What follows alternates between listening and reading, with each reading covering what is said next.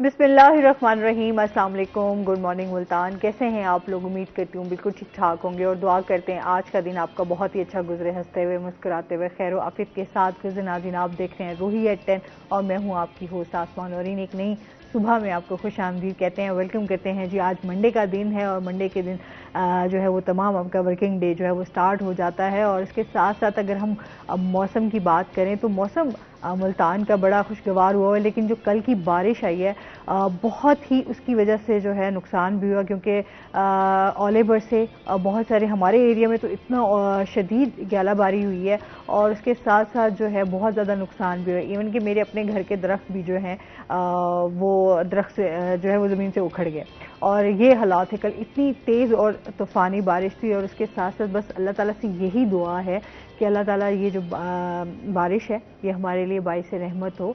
और इसके साथ साथ हम अगर मुल्तान की सूरत हाल की बात करें तो वहाँ पर बहुत ज़्यादा नुकसान भी हुआ है, बहुत सारे हादसात भी हुए हैं। तो अल्लाह ताला बस रहम करे। इसी दुआ के साथ अपने प्रोग्राम का सिलसिला आगे बढ़ाते हैं।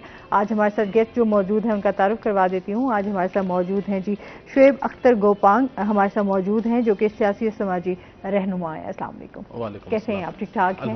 वेलकम करते हैं अपने शो में आपको। और इसके साथ ही हमारे साथ जो दूसरे गेस्ट हैं वो हैं जी हमारे रूही के रिपोर्टर अली रियाज। अस्सलाम वालेकुम। कैसे हैं आप अली? ठीक ठाक हैं? वेलकम करते हैं अपने शो में आपको।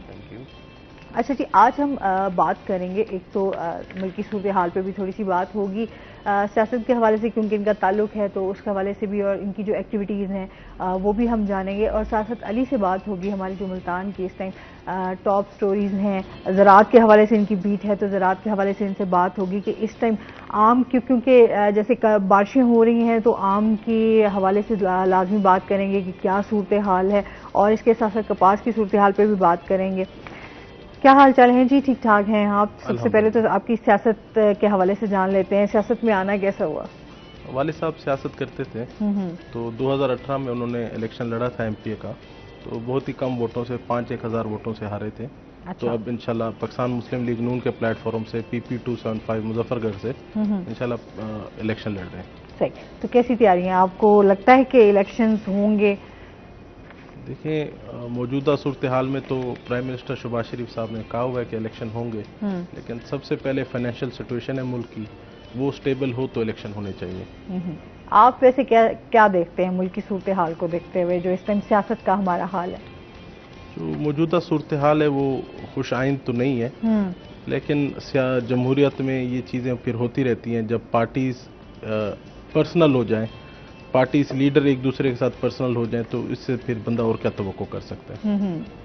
जाहिर सी बात है, हम तो यही कहते हैं कि इस टाइम जो हमारी मुल्क की सूरत हाल है मौजूदा वो बहुत ज़्यादा क्रिटिकल है और मेरे ख्याल में इस टाइम मुल्क के बारे में सोचना चाहिए, बजाय कि अपनी चीज़ों को या अपने इक़्तिदार के चक्रों से बाहर निकलकर मुल्क और अवाम के बारे में सोचना चाहिए। एग्जैक्टली। देखिए, सबसे अहम है फाइनेंशियल स्टेबिलिटी, चाहे वो एक मुल्क है, चाहे वो कारोबार है, चाहे वो घर है। जब तक फाइनेंशियल स्टेबिलिटी नहीं होगी और कोई काम मुमकिन नहीं होते। तो पाकिस्तान के लिए हमारी यही दुआ है, सबसे पहले फाइनेंशियली पाकिस्तान को स्टेबल होना चाहिए, पॉलिटिक्स बाद में होती रहेगी। लिहाजा मेरा ज़ाती ख्याल है कि सारी पार्टियों को मिलकर फाइनेंशियली पाकिस्तान को मजबूत करना चाहिए। बिल्कुल ऐसे ही है। अच्छा जी, और अली से भी जानेंगे। अली, बारिश के हवाले से तो देखिए हम बहुत ज़्यादा इस टाइम जो सूरत हाल है मुल्तान के हवाले से, पहले ही रोड्स इतने टूट फूट का शिकार हैं, फिर अगर हम अपनी ज़राअत के हवाले से बात करें तो आम के बागात के हवाले से जान लेते हैं सबसे पहले, उसकी क्या सूरत हाल है? बारिश अगर वैसे देखा जाए तो बारिश हमारे लिए तो अच्छी रही थी, लेकिन बारिश के साथ जो तेज़ आंधी और तूफानी बारिश है ये खासी खतरनाक। उसके बाद यालाबारी जो हुई है ये खासी डैमेजिंग, क्योंकि अगर हम गुज़श्ता दिनों को एक टाइम फ्रेम देखें ना तो टेम्परेचर खासा राइज कर रहा था, इवन दो 35 से अबव जा रहा था, एंड देन 40 तक भी टच किया। 41 जो हमारा फील था, ऑब्वियसली अगर टेम्परेचर 40 है तो फील तो हमारा 42 पर होगा, तो हम अच्छी खासी गर्मी में पहुंच चुके थे।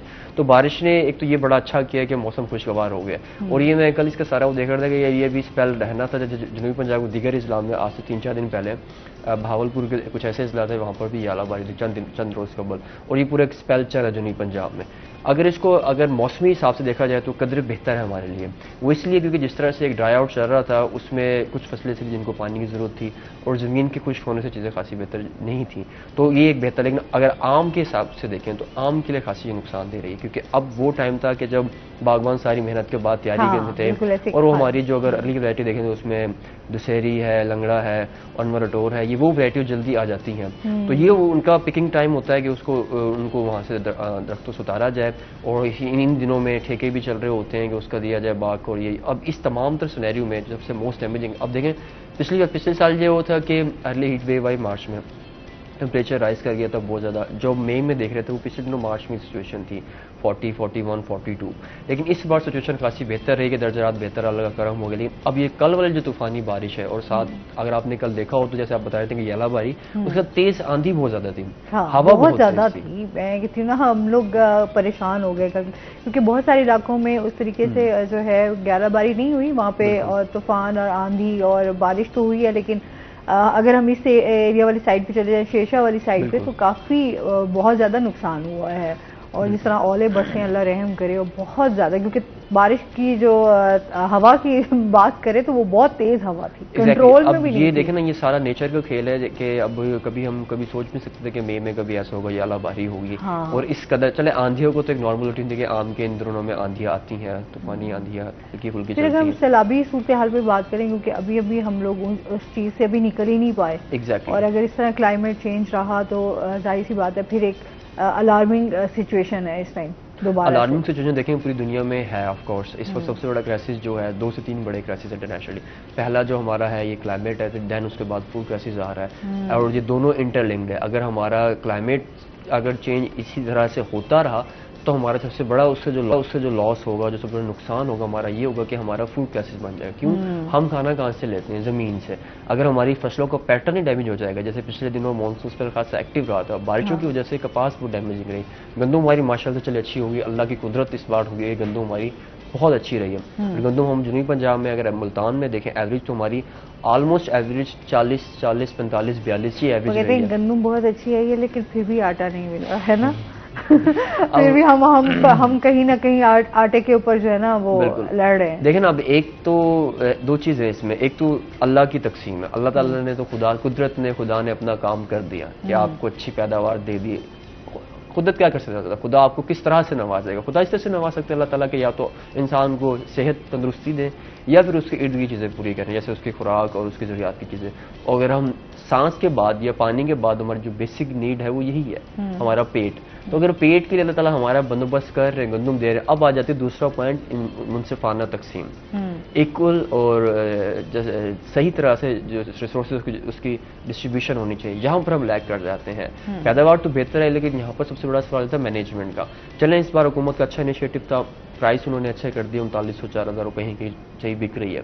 But the point is that कि हमेशा की तरह होता ये है कि अब जैसे कि आप एक चीज़ का अच्छा रेट दे देते हैं, लेकिन जो काश्तकार है उसको फ़ायदा नहीं पहुंचता, उसने तो उसी रेट पे बेच देनी है। एंड देन मिडल मैन क्या करता है, उसको रखता है, और फिर उसके बाद वो हाइप जाती है, जिसपे आप हुकूमत ही कहती है कि हम सारी गंदम खरीदेंगे, चलें आप खरीद लें। आप खरीद लेंगे, रेट ऊपर चल जाएगा, लेकिन अल्टीमेटली क्या होगा, आटा महंगा हो जाएगा। या तो आटे पर सब्सिडी दी जाए। अब 2 चीज़ है ना, अब शहरी बंदा ये देखते हैं कि गंदम महंगी हो रही है तो चलो काश्तकार का फायदा है, लेकिन उसका ट्रिकल डाउन इफेक्ट पड़ेगा, आटा भी महंगा हो जाएगा। तो बेसिक चीज़ ये है कि या तो लोगों की जो कुव्वत खरीद है वो ग्रेजुअली इंक्रीज हो, जहाँ पर बेसिक सैलरी अगर लोगों को 25,000 20,000 मिल रही है, तो उसी तरह से उनकी सैलरी भी इंक्रीज की जाए, ताकि उनकी जो परचेजिंग पावर है वो इंक्रीज हो। उससे अब गंदम अगर 6,000 रुपये चले जाए, आटा अगर 200 भी चले जाए, बंदे की सैलरी अच्छी है। कॉलर भी ले लेते हैं, इस पर मजीद भी बात करते हैं। अस्सलाम वालेकुम। हेलो जी, अस्सलाम वालेकुम। वालेकुम सलाम जी, मुलाजिम हुसैन हमारे साथ मौजूद हैं, क्या कहना चाहेंगे? मैं यही कह रहा हूँ कि बोसा रोड को चेक करवाए, अपने रिपोर्टर साहब को भेजे, उधर देखे, सारा कारोबार सड़क पे हो रहा है, साधन सड़क बैठ गई है, चलने के लिए जगह ही नहीं है। चलें जी, ऑलरेडी हमारी टीम इसके ऊपर काम भी कर रही है, कवरेज इस पे हो भी रही है, तो ये तो अब इंतजामिया है जो इसके ऊपर बेहतर काम कर सकती है। बहुत शुक्रिया जी कॉल करने का। जी, बोसन रोड हाउस पर रोड जो है प्लाजा भी बन रहा था, वो मैं खुद भी देख रही थी कि उसके ऊपर जो है बहुत ज्यादा बारिश की वजह से नुकसान हुआ है। ओवरऑल हमारी सिचुएशन यही है, क्योंकि रोड जो है हमारे वो तो वैसे ही ऑलरेडी टूट फूट का शिकार है, और फिर क्योंकि कल ज़लज़ले के झटके भी महसूस किए गए हैं। बिल्कुल, जिसका जो मरकज़ बताया जाता है कि अफगानिस्तान और तजाकिस्तान था आई थिंक, और जो इस्लामाबाद के दरगे इस्लाम में रहा है एक्टर स्केल पर उसका। लेकिन पॉइंट इज़ दैट कि हमारे यहाँ मुल्तान में होता ये है कि खासकर मुल्तान की बात करें, हमारे यहाँ अब्र रहमत ही होती है, लेकिन उसके बाद जो उसके असरात होते हैं वो बहुत खतरनाक बन जाया करते होते हैं। अब कुछ ऐसे इलाके होंगे जैसा कि बता रहे हैं कि वहाँ पर नकाशी आपको बदोदशी होगा। अगर हम मुल्तान का मेन शहर घंटाघर से जाएँ, अंदरून नहीं जाते, अगर हम बाहर ही रहते हैं, हुसैना गाय का रोड, ये चौकी नंबर 9 से अगर मुर्शिदाबाद जाए, ये वो मेन एरियाज हैं। यहाँ पर भी आपको 2-2 फुट पानी मिल जाते हैं नॉर्मली। तो अब वहाँ पर गश्त वाले एरिया में जाएं तो कल तो क्योंकि बारिश इतनी तेज हुई है तो उसकी वजह से बहुत ज़्यादा पानी जो है वो उसमें रहा। निकासी का बेहतरीन अगर इंतजाम हो तो मेरे ख्याल में फिर हमारे ये, बल्कि उन कॉलर के जो उन्होंने निशान दे बोसन भी हमने 2-3 इलाके और ही मेंशन कर दिए। तो अगर वासा इस चीज़ की देख ले और कर ले तो खासा बेहतर हो जाएगा कि उन चीज़ों को। वासा की आपकी, क्योंकि हम लोग अगर बात करते हैं वहाँ पे उनकी मशीनरी के हवाले से, उनकी स्टाफ के हवाले से अगर बात की जाए तो वो हमेशा हम आपको कम ही नज़र आएंगे। तो 1-2 जगह पे ही नज़र आएंगे, उसके अलावा फिर आपके जो बाकी इलाके हैं वो ज़्यादा मुतासिर होते हैं। उसमें हमारे यहाँ असल में अलमिया ये है कि सरकारी इदारों में नॉर्मली होता है कि एक तो स्टाफ पूरा नहीं होता।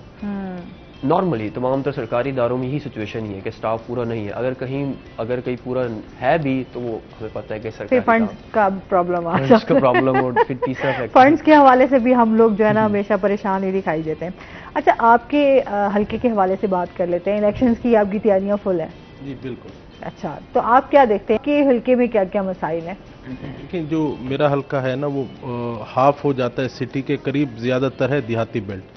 तो वहाँ पे वहाँ पे कोई तवज्जो नहीं दी गई, जैसे कि हेल्थ खास तौर वहाँ पे कोई हॉस्पिटल का निज़ाम नहीं है।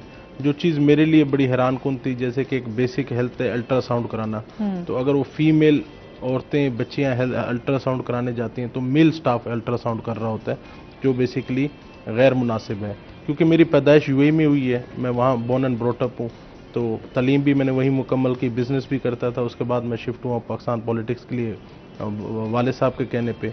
जो बेसिक निज़ाम स्ट्रक्चर मैंने देखा है कि देखें, एक बच्चा जब 3-4 साल का होता है स्कूल जाता है तो उसे स्कूल में वो माहौल नहीं प्रोवाइड होता कि जो होना चाहिए इंटरनेशनली, ठीक है। तो जहाँ से जब वो स्कूल से निकलता है तो खेलों के मैदान में जाता है, आगे खेलों के मैदान बिल्कुल ना होने के बराबर है, फैसिलिटी ना होना। तो वो जब तक अपनी यूनिवर्सिटीज़ या अपनी मेन ज़िंदगी की तरफ रवा दवा होता है, मेंटली उसको कोई भी फैसिलिटी हमारी गवर्नमेंट की तरफ से या वसाइल हमने प्रोवाइड नहीं किए हुए। तो जब वो पढ़ लिख के जब मार्केट में आता है जॉब्स ढूंढने, कुछ करने के लिए, जॉब उसको मिलती है अगर किसी अच्छी बैंक में भी मिल जाए 25-30 हज़ार से मिलती नहीं है ज़्यादा। 25-30 हज़ार में वो अपना घर भी नहीं चला सकता, मामलात नहीं चला सकता, जिसकी वजह से वो फिर हमारा जो मेन टैलेंट है, जो हमारे समझदार यानी ज़बरदस्त तालीम याफ्ता बच्चे हैं, वो फिर सोर्स ढूंढते हैं मुल्क से बाहर जाने का। यूएई हो गया, सऊदी हो गया, यूरोप, कनाडा, ऑस्ट्रेलिया। तो जिसकी वजह से जो टैलेंट हम रिटेन कर रहे हैं वो इतना कैपेबल है नहीं, जो अच्छा टैलेंट है हमारा वो बाहर जा रहा है। सेकेंडली, जब इन्वेस्टमेंट का आता है, लेट्स से कि जिसकी कोई इन्वेस्टमेंट करता है, उसके वाले साहब की कोई सेविंग है या कोई प्रॉपर्टी सेल करके इन्वेस्टमेंट बिजनेस की तरफ नौजवान जाता है, तो वो भी फिर प्रेफर कर रहे हैं बाहर ही जाऊं। उसको यहाँ पे वो इस हिसाब की सपोर्ट नहीं है, क्योंकि हमारी पॉलिटिकल स्टेबिलिटी है नहीं। हाँ। जो गवर्नमेंट भी परफॉर्म करना शुरू करती है, अवाम फील करती है कि काम हो रहे हैं, तो वो गवर्नमेंट चेंज हो जाती है। लेट्स से मैं ये नहीं है कि क्योंकि हम नून लीग से हैं, लेकिन 13 से 18 एक फील हो रहा था मुल्क के, यानी हम अब यहाँ से मुल्तान से निकलते हैं 3 घंटे में लाहौर पहुँच जाते हैं, 6 घंटे में इस्लामाबाद पहुँच जाते हैं, तो एक फील हो रहा था कि मुल्क बेहतरी की तरफ जा रहा है। मुझे याद है 2011-12 में यानी 14 से 16 घंटे लोड शेडिंग थी। हम बेसिकली अनफॉर्चुनेटली हम लोग जो चीज़ हमें मिल जाए हम फिर उसको भूल जाते हैं। जैसे हमारा बिजली का मसाइल है, ऑलमोस्ट वो एंड हुआ, हम उसे भूल गए। हमारा क्राइम बहुत ज़्यादा था 2010 से 13 के बीच में, मुझे जो पर्सनली याद है। क्राइम तो अभी भी बहुत ज़्यादा है। बेसिकली मैंने जो वो 10 और 13 बल्कि मज़ीद बढ़ गया है। अगर हम आपकी सूरत हाल देखें तो आपका स्ट्रीट क्राइम बढ़ गया है, आपके डकैती के वाक़यात जो हैं वो बढ़ गए हैं, कत्ल के वाक़यात जो हैं वो बढ़ गए हैं, क्योंकि आए दिन तो हम इसी तरह के वाक़यात देख रहे हैं। वो मैं बिल्कुल आपकी बात ठीक है, क्योंकि अब हम फिलहाल बैठे हैं मुल्तान में, तो ये साउथ पंजाब की जो मेन सिटी है वो मुल्तान है, तो यहाँ पे पॉपुलेशन बहुत ज़्यादा शिफ्ट हो रही है मुल्तान में। तो मुल्तान की जो इस वक्त फाइनेंशियल सिचुएशन, जो डेवलपमेंट इतनी हो नहीं रही, जैसे अब ये बारिश की बात कर रहे थे, तो जो साउथ पंजाब की बेल्ट है वो पूरी आहिस्ता आहिस्ता मुल्तान शिफ्ट होती जा रही है, पॉपुलेशन मुल्तान की बढ़ती जा रही है, रोडें उस लेवल की हैं नहीं जितनी डेली नई गाड़ी और मोटरसाइकिल रोडों पे आ रहे हैं। तो उस लेवल की जब तरक्की साथ साथ नहीं होगी तो वो फिर ऐसे लोगों को मौका मिल जाता है कि वो क्राइम भी बढ़ेगा, चीज़ें भी बढ़ेंगी। लेकिन मैं अपने देहाती बेल्ट का बताऊं, पहले से क्राइम बड़ा कंट्रोल हुआ है। अच्छा, आप समझते हैं कि वहाँ पर कंट्रोल है? मेरे जाती ख्याल में मैंने जो 2010 से 13 में देखा उससे बेहतर है। सही। तो अच्छा, एजुकेशन के हवाले से जो है हम बात जो आप कह रहे थे, वहाँ पर अभी तक कोई इस तरह की बेहतरी नहीं है? मैं इतना मायूस हुआ हूँ कि 45 लाख का 4.5 मिलियन का हमारा डिस्ट्रिक्ट है मुजफ्फरगढ़, उसमें आज तक एक यूनिवर्सिटी नहीं बनी। किसी ने ये ना सोचा कि 45 लाख की आबादी में चले यार नौजवान लड़के जो हैं चले उनको फिर भी फैमिलीज अफोर्ड करके भेज लेती हैं, अपनी जवान बेटियों को कैसे वो गरीब जो, क्योंकि वो हमारे एक बैकवर्ड एरिया में एक साइकोलॉजिकली है कि बेटियों को वो साथ रखते हैं, तो जब तक आप उनको फिजिकली करीब एक माहौल नहीं देंगे वो अपनी बेटियों को कैंपसेस में भेजना इतना पसंद नहीं करते। और जब हम उस माइंडसेट के लोगों से डील कर रहे होते हैं, क्योंकि हमने वहां पे तरक्की लानी है, हमने वहां पे अपनी बहनों को पढ़ाना है, क्योंकि जब एक औरत पढ़ेगी तो एक घर तरक्की करेगा, तो वो जब हम चीज प्रोवाइड नहीं कर रहे तो 45 लाख की आबादी डिस्टर्ब हो रही है। बाई लैंड मुजफ्फरगढ़ उसकी बाई लैंड उसका साइज हांगकांग से भी बड़ा है, ठीक है। और अपना इस वक्त 45 लाख की आबादी में ना कोई प्रॉपर यूनिवर्सिटी, ना कॉलेजेस, तालीम का इतना प्राइवेट सेक्टर ने जो इस वक्त वहाँ पे काम शुरू किया हुआ है। आपको पता है प्राइवेट सेक्टर को जहाँ गवर्नमेंट कंपटीशन नहीं होता तो वो फिर अवाम के जेबों पे ज्यादा डाका मारते हैं। अच्छा, उससे पहले अभी बहुत सारे लोग जो है वहाँ से मुंतखब हुए होंगे, तो उन्होंने इसके ऊपर कभी काम नहीं किया? बड़ी मायूस कुन बात है कि उन्होंने इस चीज़ पे तरजीह नहीं दी। मैं अभी ब्लेम गेम तो नहीं खेलना चाहता, तो उन्होंने अपना वो रिवायती सियासत की है, जो मैंने मुजफ्फरगढ़ की सियासत फील की है वो सेम है बलोचिस्तान स्टाइल और इंटरनल सिंध साइड। वहाँ पे वो ख़ानदान तालीम भी नहीं चाह रहे कि हो, ये भी नहीं चाह रहे कि कोई नया बंदा सियासत में आए, ठीक है, और पब्लिक को दबा के रखने उनकी एक है। जैसे कि मैं अभी आपको एक ज़रूरी बात बता दूं, हम अभी मुल्क गवर्नमेंट से क्या नाराज़ हूँ, हमारे ज़िले मुजफ्फरगढ़ में इस वक्त 6 मिनिस्टर थे जो हुकूमत गुजरी है।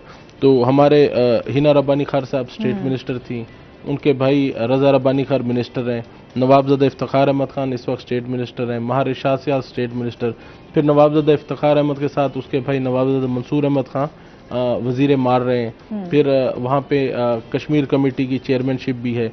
इतनी मिनिस्ट्रीज होने के बावजूद हमारी एक रोड है वहाँ पे जो ज़िले मुजफ्फरगढ़ की मेन है वो कातिल रोड से मशहूर है, ठीक है, यानी किसी को कोई इंटरेस्ट नहीं है, ठीक है, आते हैं अपना टेन्योर पूरा करते हैं और अगली बार बनने का एक नया स्टाइल शुरू कर देते हैं। अब मैं अपनी जो मेरा पीपी का हल्का है PP 275, वहाँ से 2 मिनिस्टर हैं, सही, वहाँ पे MPA साहब भी मिनिस्टर हैं, PTI से थे, जो MNA साहब है पीपल्स पार्टी से मिनिस्टर है। 2 मिनिस्टर होने के बावजूद मेरा हल्का PP 275 में ना एक स्कूल बना नया, ना उन्होंने किसी अच्छा यानी कोई प्रोजेक्ट दिया जिसमें आवाम को, और इस 5 साल में उन्होंने यानी अगर गवर्नमेंट से उन्हें जो भी मिला उन्होंने एक नौकरी भी आवाम तक नहीं पहुंचाई। और मैं ये दावे से कहता हूं कि वो एक प्रोजेक्ट भी फखर से नहीं कह सकते हमने इलाके के लिए 5 साल में अच्छा किया है। तो गवर्नमेंट क्या करे, गवर्नमेंट तो पैसे दे रही है। अच्छा, फिर हम कहीं ना कहीं आवाम हम खुद भी बड़े जिम्मेदार हैं। फिर अगर हमारे इस तरह के प्रोजेक्ट के हवाले से कभी काम ना हुआ हो हमारे हलकों में तो इलाकों में, तो फिर भी हम वोट फिर भी उन्हीं को दे रहे होते हैं। उन्होंने एक सिस्टम बनाया हुआ है, क्योंकि ये चीज़ मैं आपको समझा दूं, उन्होंने एक सिस्टम बनाया हुआ है 3 चीज़ों के जरिए, वापडा के जरिए, पुलिस के जरिए और अपना पटवारियों के जरिए। यानी बेसिक चीज़ है इंसान की, जो उसका बिजली का बिल होगा जो ज़्यादा तंग कर रहा है वो मकामी वापडा वाले SDO के थ्रू उसको डबल बिलिंग कर देंगे, ठीक है, वरना वो किसी उसकी ज़मीन का कोई रौला बना देंगे कि आपका ये ज़मीन इतनी नहीं है, यहाँ नहीं है, या फिर पुलिस के जरिए आपको वो झूठे केसेस में आपका नाम डलवा देंगे। तो थाने SHO अपनी मर्जी से क्योंकि लगवाते हैं, तो उससे वो फिर चेक करते हैं कि किस केसेस में नामालूम बंदे हैं, तो जो बंदा उनकी मर्जी से ना चले उनके नाम डलवा देते हैं। तो एक गरीब बंदा लेट से कि वो बेचारा कौन सी चीज़ों को डिफेंड करे। मेरे पास एक गरीब बंदा आया है, तो उसने कहा खान साहब आप चले मेरे घर, मतलब खैर है घर क्या करने, उसने कहा नहीं आप आए मेरा घर देखें लाजिम। तो उसी वक्त फिर हम चल पड़े, क्योंकि मैं बिल्कुल सादा, फिर मैं मुझे असल में लर्न करना है, ठीक है। मैं उसके साथ चला गया, उसका मिट्टी का घर। आप जब तक अवामी नहीं बनेंगे तो तब तक आपको पता नहीं होगा ना कि बंदा कैसे सर्वाइव कर रहा है। जब आप उनको दिल्ली तौर उनकी प्रॉब्लम को फील नहीं करेंगे तो ये काम कैसे करेंगे।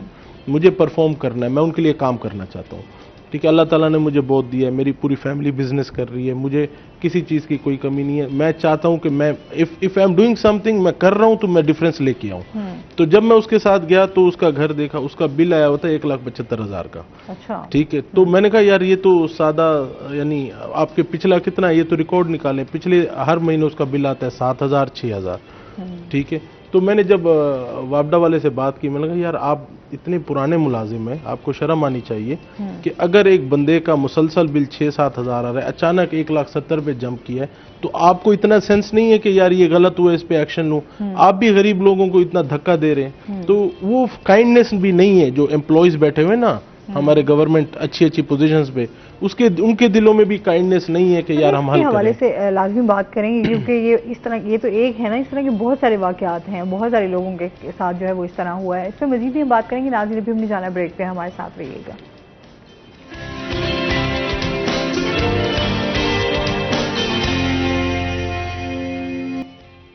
वेलकम बैक नाज़रीन, रोही एयरटेल में आपको खुश आमदीद कहते हैं।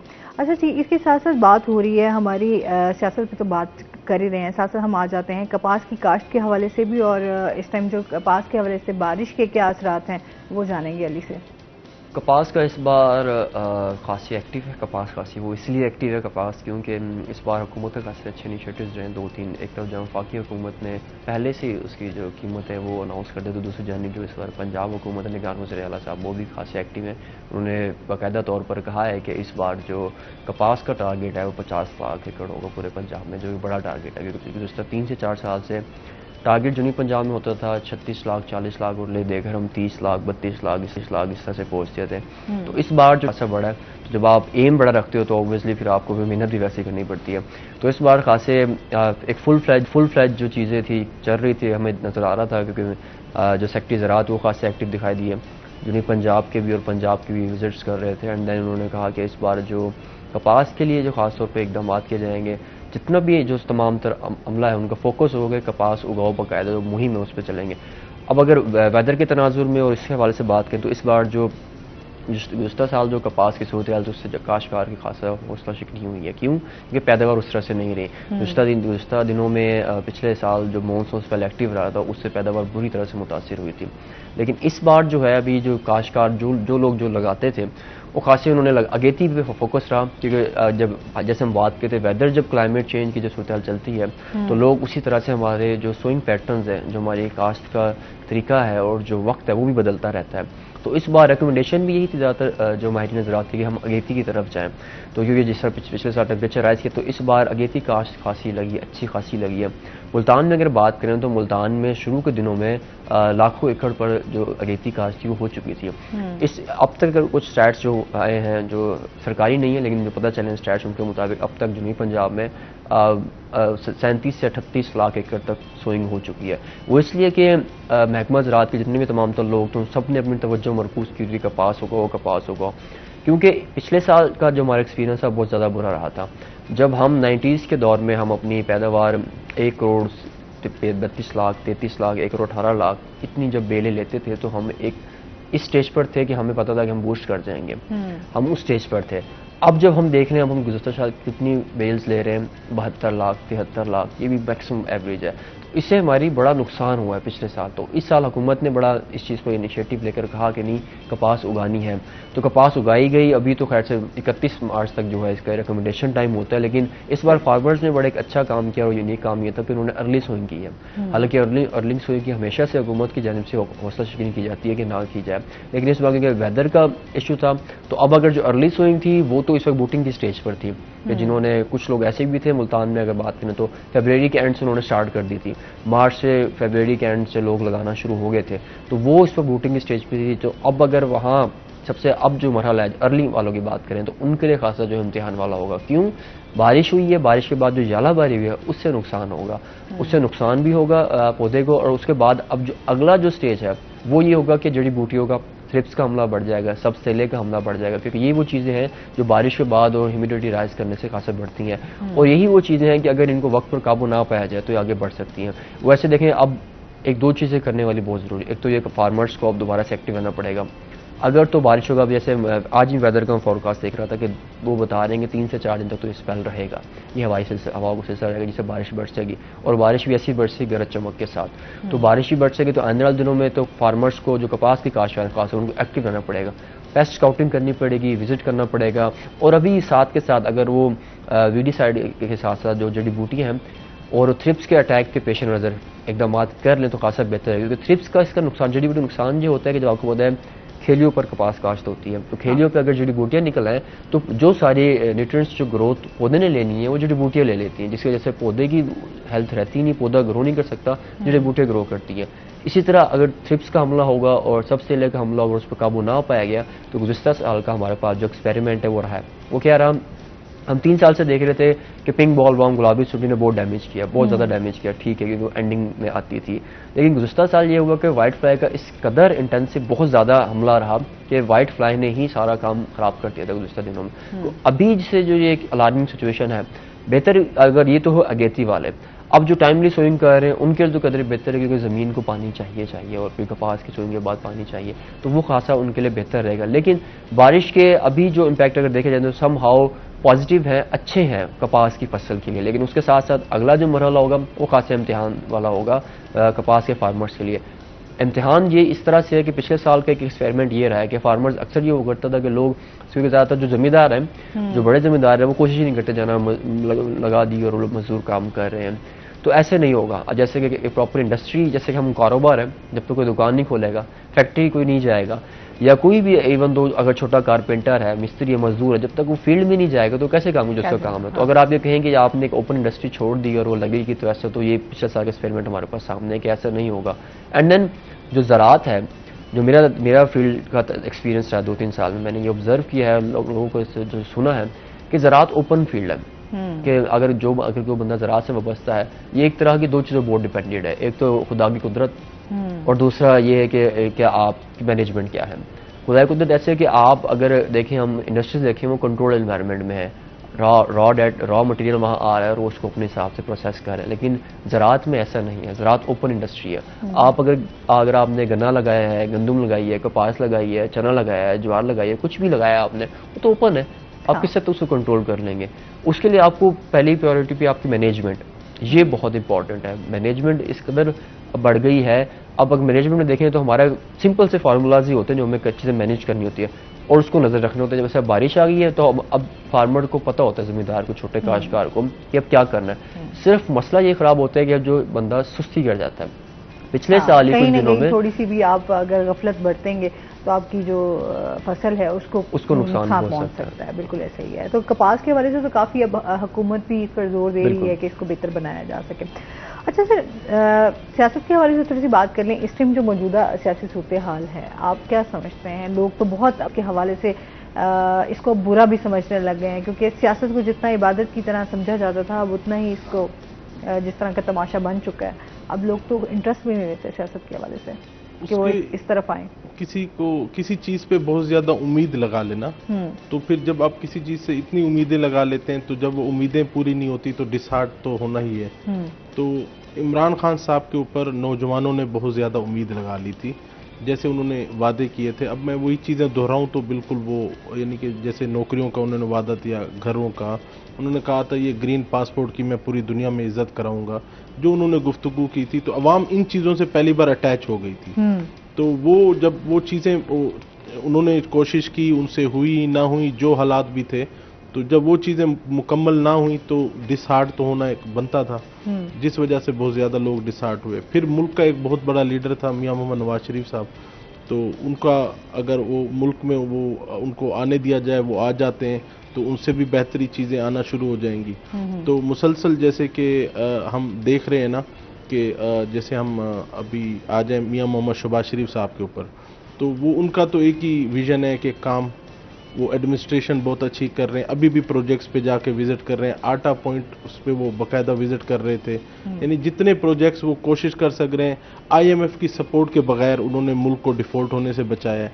तो जो इन मसाइल में वो चीज़ें कर सक रहे थे वो पूरी कर रहे हैं। तो जब तक कोई बेहतरी नहीं आएगी तो वो डिसहार्ट तो नौजवानों ने होना मुस्लिम है। लीग नून के साथ हैं, तो अभी तो मुस्लिम लीग नून के हवाले से तो बहुत ज़्यादा चीज़ें जो हैं वो बेहतरी की तरफ नज़र नहीं आ रही।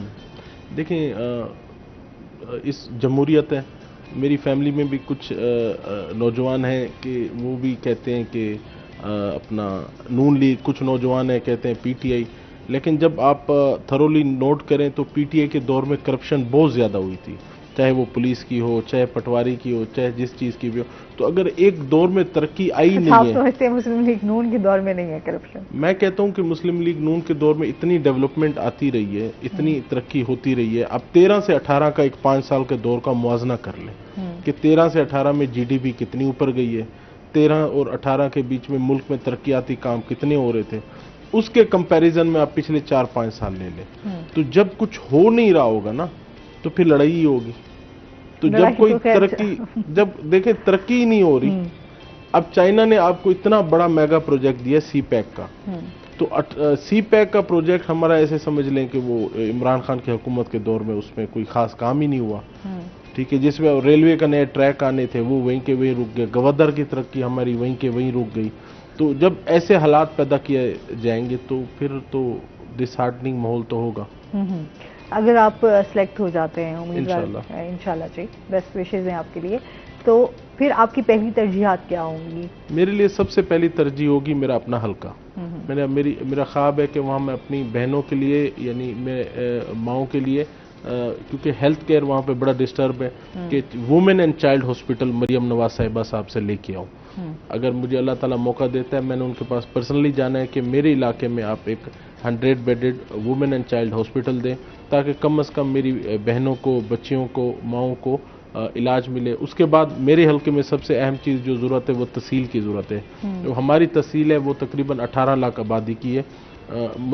इस आबादी के तो ज़िले होते हैं, तो एक हमारी तहसील और दूसरा कातिर रोड डबल कराना हमारे लिए बहुत अहम है।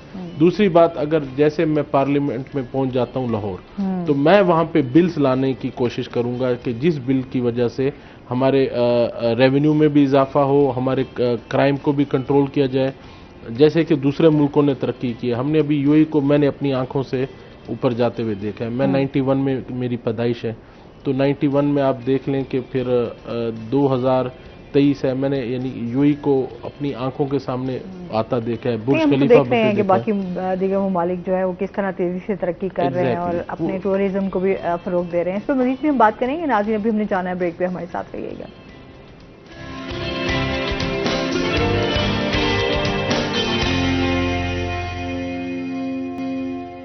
वेलकम बैक नाज़रीन, रोही एयरटेल में आपको खुश आमदीद कहते हैं और चलते हैं अपने सेगमेंट की तरफ। आज के भाव।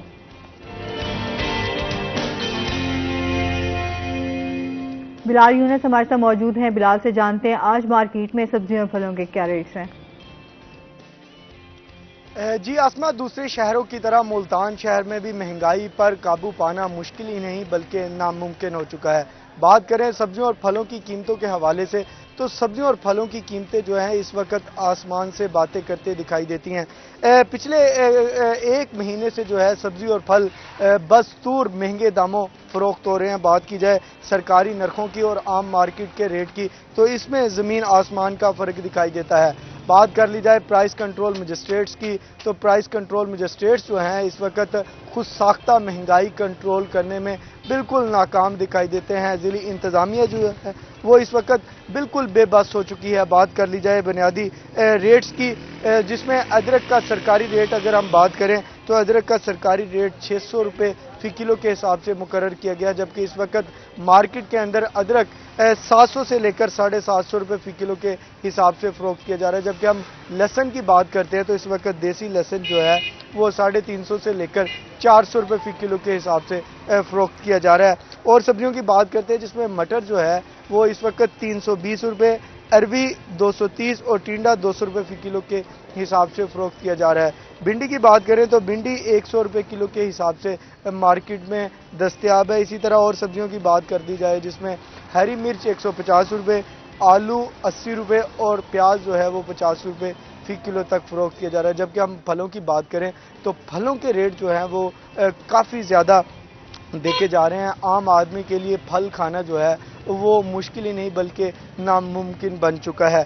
बात कर ली जाए फलों की, फलों में अंगूर जो है इस वक्त 1200 रुपये फ़ी किलो के हिसाब से फ़रोख्त हो रहा है, जबकि खुश्क खजूर 800 रुपये और खुबानी और आलू बुखारा 600 रुपये फ़ी किलो के हिसाब से फ़रोख्त किया जा रहा है। इसी तरह अगर हम और फलों की बात करते हैं जिसमें चीकू 300 रुपये, जबकि केले जो हैं वो 240 से लेकर 320 रुपये फ़ी दर्जन के हिसाब से फ़रोख्त हो रहे हैं। सब्जी और फलों की बढ़ती कीमतों से जब हमने दुकानदारों से बात की, दुकानदारों का कहना था कि सब्जी और फल जो हैं हमें मंडी से ही महंगे मिलते हैं, इस वजह से हम आम मार्केट के अंदर महंगे दामों फ़रोख्त करने पर मजबूर हैं। जबकि दूसरी जानिब शहरियों से जब हमारी बात हुई तो शहरियों का भी यही कहना था कि सब्जी और फल जो हैं वो इतने ज़्यादा महंगे हैं कि अब गरीब आदमी के लिए सब्जी और फल खरीदना भी मुश्किल बन चुका है।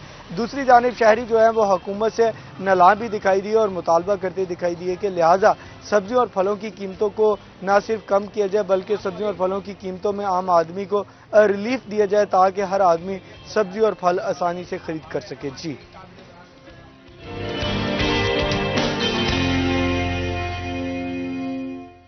बहुत शुक्रिया बिलाल यूनुस आपका। अच्छा जी, और इसके साथ ही अली आपसे जान लेते हैं शहर में पार्कों की जो सूरत हाल है वो क्या है इस टाइम? मुल्तान शहर में अगर बात की जाए तो शहरों में सबसे पहले ही जो चीज़ें आती हैं तालीम, सेहत और उसके बाद जो इम्पोर्टेंट है वो ऐसी तमाम तर सहूलियात जो होनी चाहिए, जैसे कभी बात हो रही थी कि हेल्थ और एजुकेशन। तो शहर मुल्तान में हमारे यहाँ तफरीह मकामात बहुत कम है। अगर देखा जाए तो मुल्तान में एक ही पार्क हुआ करता था किसी ज़माने में, शाह शम्स पार्क, बड़ी अहमियत का हामिल था। लेकिन उसके बाद भी सूरत हाल ऐसी बनी, मुझे अभी तक बचपन में हल्की से यादें हैं कि शाह शम्स पार्क में वो रेल चला करती थी और वहाँ पर झील हुआ करती थी। तो ये एक बड़ा मनसूबा था, प्रोजेक्ट था जो कि PHA के पास जब ये अथॉरिटी बनी 2014 में तो उनके पास उसके आगे थे इंतजाम, अभी तक उस सूरत हाल नहीं हो सकी। दूसरा शहर का बड़ा पार्क जिना पार्क है, उस हवाले से एक बात है कि उसका लीज कॉन्ट्रैक्ट था 2020 में ख़त्म हो गया, लेकिन 2 साल के बाद अब तक वहाँ पर ऐसा कोई इकदाम नहीं हो सके। मुल्तान में देखें तो हमें ऐसा जो सरकारी है कोई ऐसा आइडियल पार्क नज़र नहीं आता कि जो तफरीह के लिए हो। अच्छा, फिर उसके बाद सबसे बड़ा इशू ये भी होता है कि हमारे यहाँ अब पार्क्स में दो तरह की चीज़ें होती है। एक तो ये कि वहाँ पर तफरीह के लोग जाएँ, दूसरा वहाँ पर लोग वॉक के लिए और जॉगिंग के लिए जाए या एक्सरसाइज के लिए। तो पार्कों में जहाँ पर तफरीही सहूलियात में ये चीज़ें बड़ी मैटर कर रही होती हैं। अब मुल्तान में कमो बेश जो PHA के पास पार्क हैं वो 70 से 75 पार्क इनके पास है जो सरकारी हैं, और उसमें से अगर हम देखें कैटेगोरिकली तो मैक्सिमम 30 से 35 पार्क या इससे भी कम होंगे जिनमें वॉकिंग ट्रैक और जॉगिंग ट्रैक इस वक्त मौजूद है। अब हमारे यहाँ ये बड़ा मसला है, हमारे यहाँ मैनेजमेंट नहीं हो पाती चीज़ों की। और जैसे कि गुज़श्ता दिनों में शाह शम्स पार्क पर 4 करोड़ 80 लाख के करीब खर्चा हुआ, उसके 3 फेजेस से कि पहले फेज़ में उसका जो एक हिस्सा था बैरन लैंड थी उसको उन्होंने आबाद किया, वहाँ बनाया। दूसरे फेज़ में वहाँ पर झील बननी थी, रेस्टोरेंट की फाली का काम होना था जो कि अभी तक पेंडिंग में है। तीसरे फेज़ में शाह शम्स पार्क को दोबारा से उन्होंने कहा था कि हम इसको रिहैब करके दोबारा से इसके बहाली के प्रोग्राम के ज़रिए ऐसा बनाएंगे कि लोग आना शुरू हों। लेकिन अब वो पहला काम हुआ, उसके बाद ठप बिल्कुल, उसके बाद एंडिंग है। एंड देन उसके बाद दूसरा बड़ा इशू ये कि हमारे यहाँ चीज़ों को डिफ्रेंशिएट नहीं है। जॉगिंग ट्रैक और वॉकिंग ट्रैक में बड़ा फ़र्क होता है। वॉकिंग ट्रैक किसी और तरह का होता है और जॉगिंग ट्रैक किसी और तरह का होता है। हमारे यहाँ जहाँ पर वॉकिंग ट्रैक होने चाहिए वहाँ जॉगिंग ट्रैक्स है, और जहाँ जॉगिंग ट्रैक्स होने चाहिए वहाँ वॉकिंग ट्रैक्स है। ये बड़ा ना इशू है। अब देखिए ना, अब नॉर्मली क्या होता है, हमारे यहाँ बड़ा एक इशू है टाउन प्लानिंग। हमारे यहाँ MDA है लेकिन हमारे यहाँ टाउन प्लानिंग का बहुत बड़ा एक इशू है, हम लैक करते हैं। टाउन प्लानिंग का काम यही होता है कि वो ये मैनेज कर रहा होता है, ये देख रहे होते हैं कि आज अगर यहाँ सड़क बन रही है या आज अगर यहाँ पर ये घर हम बना रहे हैं या हम नक्शा पास कर रहे हैं MDA, 10 साल बाद क्या सिनेरियोज होंगे, 20 साल बाद क्या सिनेरियोज होंगे। एंड देन मोस्ट इंपॉर्टेंट चीज़ ये कि जैसा कि जो एक बड़ा हमारे साथ एक जुल्म हो रहा है, अभी भी चल रहा है, ये कि ज़राई रकबे ख़त्म कर कॉलोनीज़ बनाई जा रही हैं। अब कॉलोनीज़ इस तरह बन रही है, धड़ाधड़ बन रही है कि आजकल लोगों के माइंड में चाहे वो टॉप पर हो या बॉटम पर, उनको एक ही पता है कि रियल एस्टेट का बिजनेस कमाल है। और हर बंदा तो बड़ा डाउन जा रहा है, लेकिन उसके बावजूद भी लोगों का रुझान इस तरफ ज्यादा है। बिल्कुल डाउन इसलिए जा रहा है कि देखें ना, हमारा जो एक पूरा ना ट्रिकल डाउन इफेक्ट हुआ है कि इफेक्ट ये हुआ है कि हमारे लोगों की ऊपर से लेकर नीचे तक जो क़ुव्वत ख़रीद बहुत डैमेज हुई है। महंगाई एकदम से ऐसे बढ़ गई है और महंगाई भी ऐसी बढ़ी है कि हर चीज़ महंगी हो रही है। तो लोग जहाँ पर खाने का पीने का बहुत ज़्यादा मुश्किल से पूरे कर रहे हो, तो ज़मीन लेना हो ये तो फिर बड़ी सेकेंडरी चीज़ है ना। लोग अभी ये पूरा करते हैं कि हमें 2 वक्त का खाना मिल जाए, तो ये है। लेकिन इसमें ये चीज़ जो बात जो है टाउन प्लानिंग के हवाले से, ज़राई डक भी खत्म करके कॉलोनीज बन रही हैं और वो धड़ाधड़ अप्रूव हो रही हैं, चले होनी चाहिए, चले एटलीस्ट आबादी बढ़ रही है तो हमें इसको नहीं कंट्रोल कर सकते, हमें करना है। लेकिन उसमें 2 चीज़ों को बड़ा ख्याल रखना चाहिए कि जो ज़मीन हमारी ज़रई ज़मीन है कम से कम उसको तो ना करना चाहिए।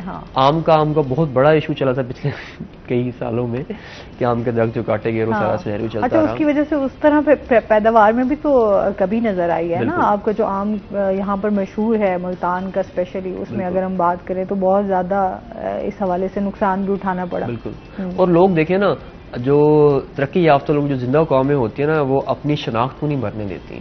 अब हमारे मुल्तान की शनाख्त क्या आती है, चारम तोहफा मुल्तान, गर्द गर्मा गदा गोरिस्तान। अब ये हमारी शनाख्त थी, हमने हमारी शनाख्त खत्म, हम खुद उसको ख़त्म करते जा रहे हैं। कैसे? अगर मिसाल के तौर पर हमारी पहचान आम था तो हमने आम के साथ क्या किया? अगर हमारी पहचान हमारी ब्लू पोट्री, हमने उसके साथ क्या किया? हमारी पहचान अगर यहाँ के सूफिया इकराम है तो हमने उनके मज़ारात में कितना काम किया, हमने उनकी तज़ीन और रश में कितना काम किया। अगर हम इसी का कंपैरिजन करें, मिसाल के तौर पर इटली में तारीखी इमारतें बहुत ज़्यादा हैं। अब जैसे यूए की बात है, डेजर्ट्स हैं, उन्होंने उन्हीं लैंडमार्क्स को अपनी शनाख्त बनाई, उनको ओन किया ना। जब आप अपनी चीज़ों को, अपनी शनाख्त को ओन करते तो बेहतर तरीके से उसको उनकी तारीख में देखें जिस तरह, तो उनके तो सहरा ही सारा था, लेकिन उन्होंने उसमें सहरा में जो है ना इस टाइम एक और दुनिया आबाद कर दी है। और आप अंदाजा ही नहीं लगा सकते जिस तरह की डेवलपमेंट वहाँ पर है।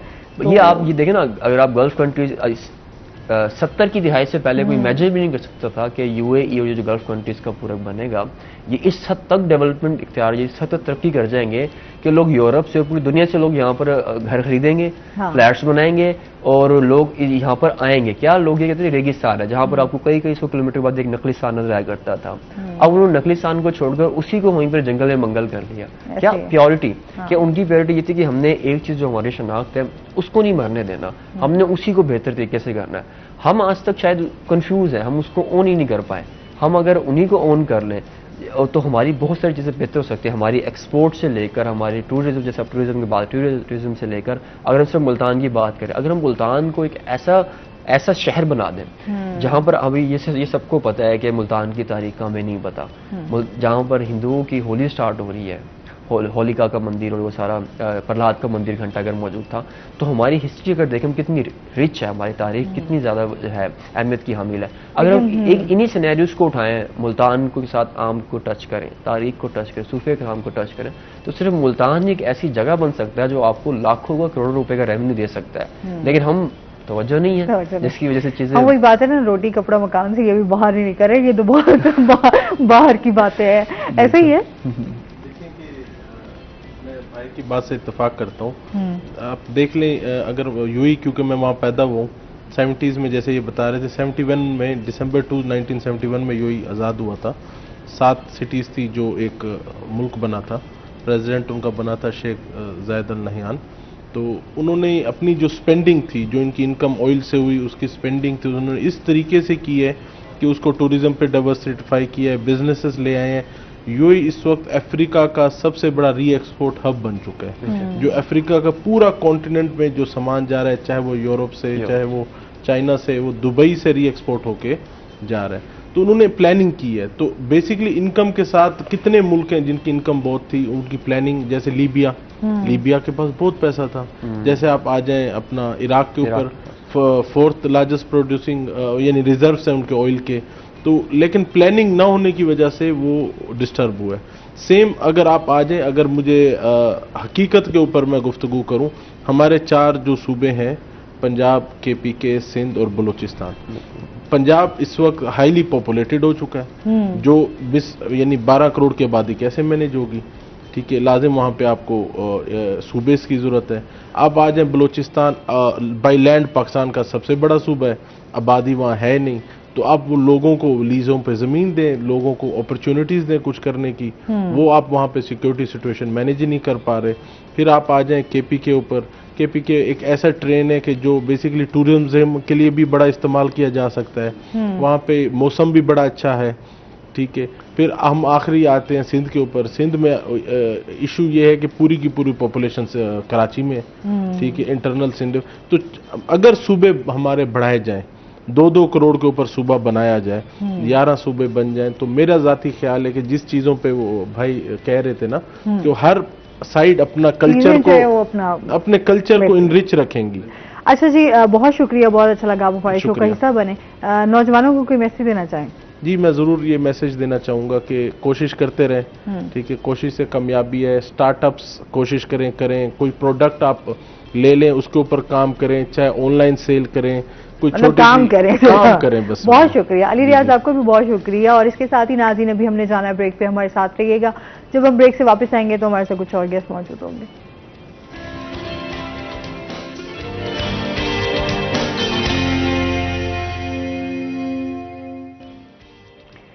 वेलकम बैक नाजरीन, रोही एयरटेल में आपको खुश आमदीद कहते हैं। और ब्रेक के बाद हमारे साथ गेस्ट मौजूद हैं, उनका तारुफ करवा देती हूँ। आज हमारे साथ मौजूद हैं जी ख्वाजा सगीर साहब, जो कि प्रेसिडेंट किसान बोर्ड साउथ पंजाब से हैं। अस्सलाम वालेकुम, कैसे हैं आप? ठीक ठाक हैं? वेलकम करते हैं अपने शो में आपको। अच्छा जी, आज हम बात करेंगे, एक तो किसानों के मसाइल के हवाले से भी बात होगी, ज़राअत के हवाले से क्या इक़दाम किए जा रहे हैं, मज़ीद इस पर क्या बेहतरी लाई जा सकती है, जो छोटे किसान हैं उनको किस तरह रहनुमाई दी जा रही है, अवेयरनेस के हवाले से क्या क्या काम हो रहा है, इस पर बात करेंगे। सर, क्या हालचाल है? ठीक ठाक हैं? बिल्कुल ठीक है। अच्छा, सबसे पहले तो किसानों के हवाले से बात कर लेते हैं। इस टाइम जो किसानों के बहुत ज़्यादा मसाइल भी हैं, जो छोटे किसान हैं उनके अपने मसाइल हैं, क्या कहना चाहेंगे? बिस्मिल्लाहिर्रहमानिर्रहीम। सबसे पहले तो मैं रोही टीवी का और आप लोगों का शुक्रगुजार हूँ कि आप लोग हमेशा किसानों की बात करते हैं, और ज़राअत की अहमियत को मेरा ख्याल है कि पाकिस्तान का कोई भी मीडिया ग्रुप इतना ज़्यादा नहीं कवरेज देता जितना आप लोग देते हैं। पिछले दिनों ये जो मेला लगा था जी, और इतना बड़ा इवेंट पाकिस्तान के अंदर, एक्सक्लूसिव इवेंट है ये, आप लोग करते हैं और कोई नहीं करता, कि आप लोग सारी चीज़ें एक जगह पे सारे लोगों को प्रोवाइड करते हैं। मेरा ख्याल है ये एक बड़ी कंट्रीब्यूशन है ज़राअत के हवाले से। तो ये तो एक अप्रिशिएशन का एक है कि भी करना चाहिए कि आप लोग ये सारे काम कर रहे हैं। बाकी जहाँ तक है इनका मसाइल के हवाले से, तो आपको तो पता है कि मुल्क के हवाले से काफ़ी सारे ज़राअत में मसाइल हैं, फार्मर्स के हवाले से, किसानों के हवाले से तो और ज़्यादा मसाइल। सबसे बड़ा मसला है कि उनकी एजुकेशन का, कि भी अगर उनको एजुकेट किया जाए, उनको रहनुमाई दी जाए, उनको प्रॉपर गाइडेंस दी जाए, तो मेरा ख्याल है कि वो ज़्यादा से ज़्यादा उगा सकता है, फसल पैदावार ज़्यादा से ज़्यादा ले सकता है। इस दफ़ा जैसे अब वीट की फसल आई है, तो अल्हम्दुलिल्लाह ये हर साल जितने भी साल गुजरे उनसे सबसे ज़्यादा बम्पर क्रॉप हुई है इस दफ़ा। और ये भी मेहनत करने में कोई कमी नहीं है, हमारे किसान में मेहनत करता है, कोशिश करता है, दिन रात लगा रहता है। हालात जैसे भी हों, मुल्क के हालात जैसे भी हों, जो कुछ हो रहा हो, डिज़ास्टर चल रहा हो, लेकिन वो अपनी मेहनत जारी रखता है। ये सैलाब आया लेकिन वो टूटा नहीं है, वो खड़ा रहा। उन्होंने सैलाब के बाद उनकी फसल पिछली तबाह हो गई, लेकिन उन्होंने फिर दोबारा जो है ना खड़े होकर ये गंदम की फसल काश की, वो अपने आप को खड़ा कर लिया। लेकिन जो मसाइल हैं वो अपनी जगह मौजूद हैं। अब ये हमारे डेरा गाजी खान की बेल्ट में 2 नहरें चलती, एक डीजी कैनाल है, एक चश्मा राइट बैंक कैनाल है। अब जो चश्मा राइट बैंक कैनाल है अभी तक भी उसको रिपेयर नहीं किया जा सका। अब अरसा देखें सैलाब को कितना अरसा हो गया, सही बात, अभी तक उसको खोला भी नहीं जा सका। जो सबसे बड़ा ड्रॉबैक है हमारे इस मुल्क का, कि वो चीज़ों को प्रॉपरली लेते नहीं। अब ये जो दाजल कैनाल है, बड़ा हमने उस पर कोशिश की, एहतजाज कर करके, एक इसका पूरा सेफन टूट गया था, अभी उसका काम शुरू हुआ। तो ये एक ऐसी चीज़ें हैं जो बुनियादी चीज़ें हैं, इन पे काम करने की ज़रूरत है। तो अल्हम्दुलिल्लाह किसान बोर्ड अपने हवाले से ये काम करता रहता है, किसानों की रहनुमाई के हवाले से, किसानों को आगे बढ़ाने के हवाले से, अवेयरनेस के हवाले से, उनके मसाइल को उजागर करने के हवाले से, उनके मसाइल को आगे लाने के हवाले से हर वक्त हर फोरम पे हम अपनी बात उठाते रहते हैं। लेकिन ये गवर्नमेंट के करने के काम है कि गवर्नमेंट उनको इनपुट्स अच्छे मुहैया करे, रेट्स उनको कम करे। रूटीन में तो खाद का रेट कहते हैं ना जी कम है, लेकिन वैसे जो खाद का रेट है, जो आप अगर चले जाएं बाज़ार में, तो वो 3500 में भी अवेलेबल नहीं होता। तो ये एक ऐसी चीज़ें हैं। और फिर सीड होता है इसका, इस सीड पे जैसे इस दफ़ा उसमें किसान मेले पे भी स्टॉल लगे हुए थे, सीड के हवाले से, अवेयरनेस के हवाले से, ये एक बड़ा काम है। अच्छा, बीज के हवाले से तो अभी इसके ऊपर जो है हुकूमत की तरफ से भी बहुत काम हो रहा है, क्या कहना चाहेंगे? हाँ, कुछ काम शुरू हुआ है, ठीक है। उसकी वजह है कि पिछले साल जो कॉटन की फसल बेहतर हुई है उसकी बुनियादी चीज़ ही, अच्छा हर चीज़ का एक इकाई होती है। हमारी जो फसलात है उनकी बुनियादी इकाई सीड है।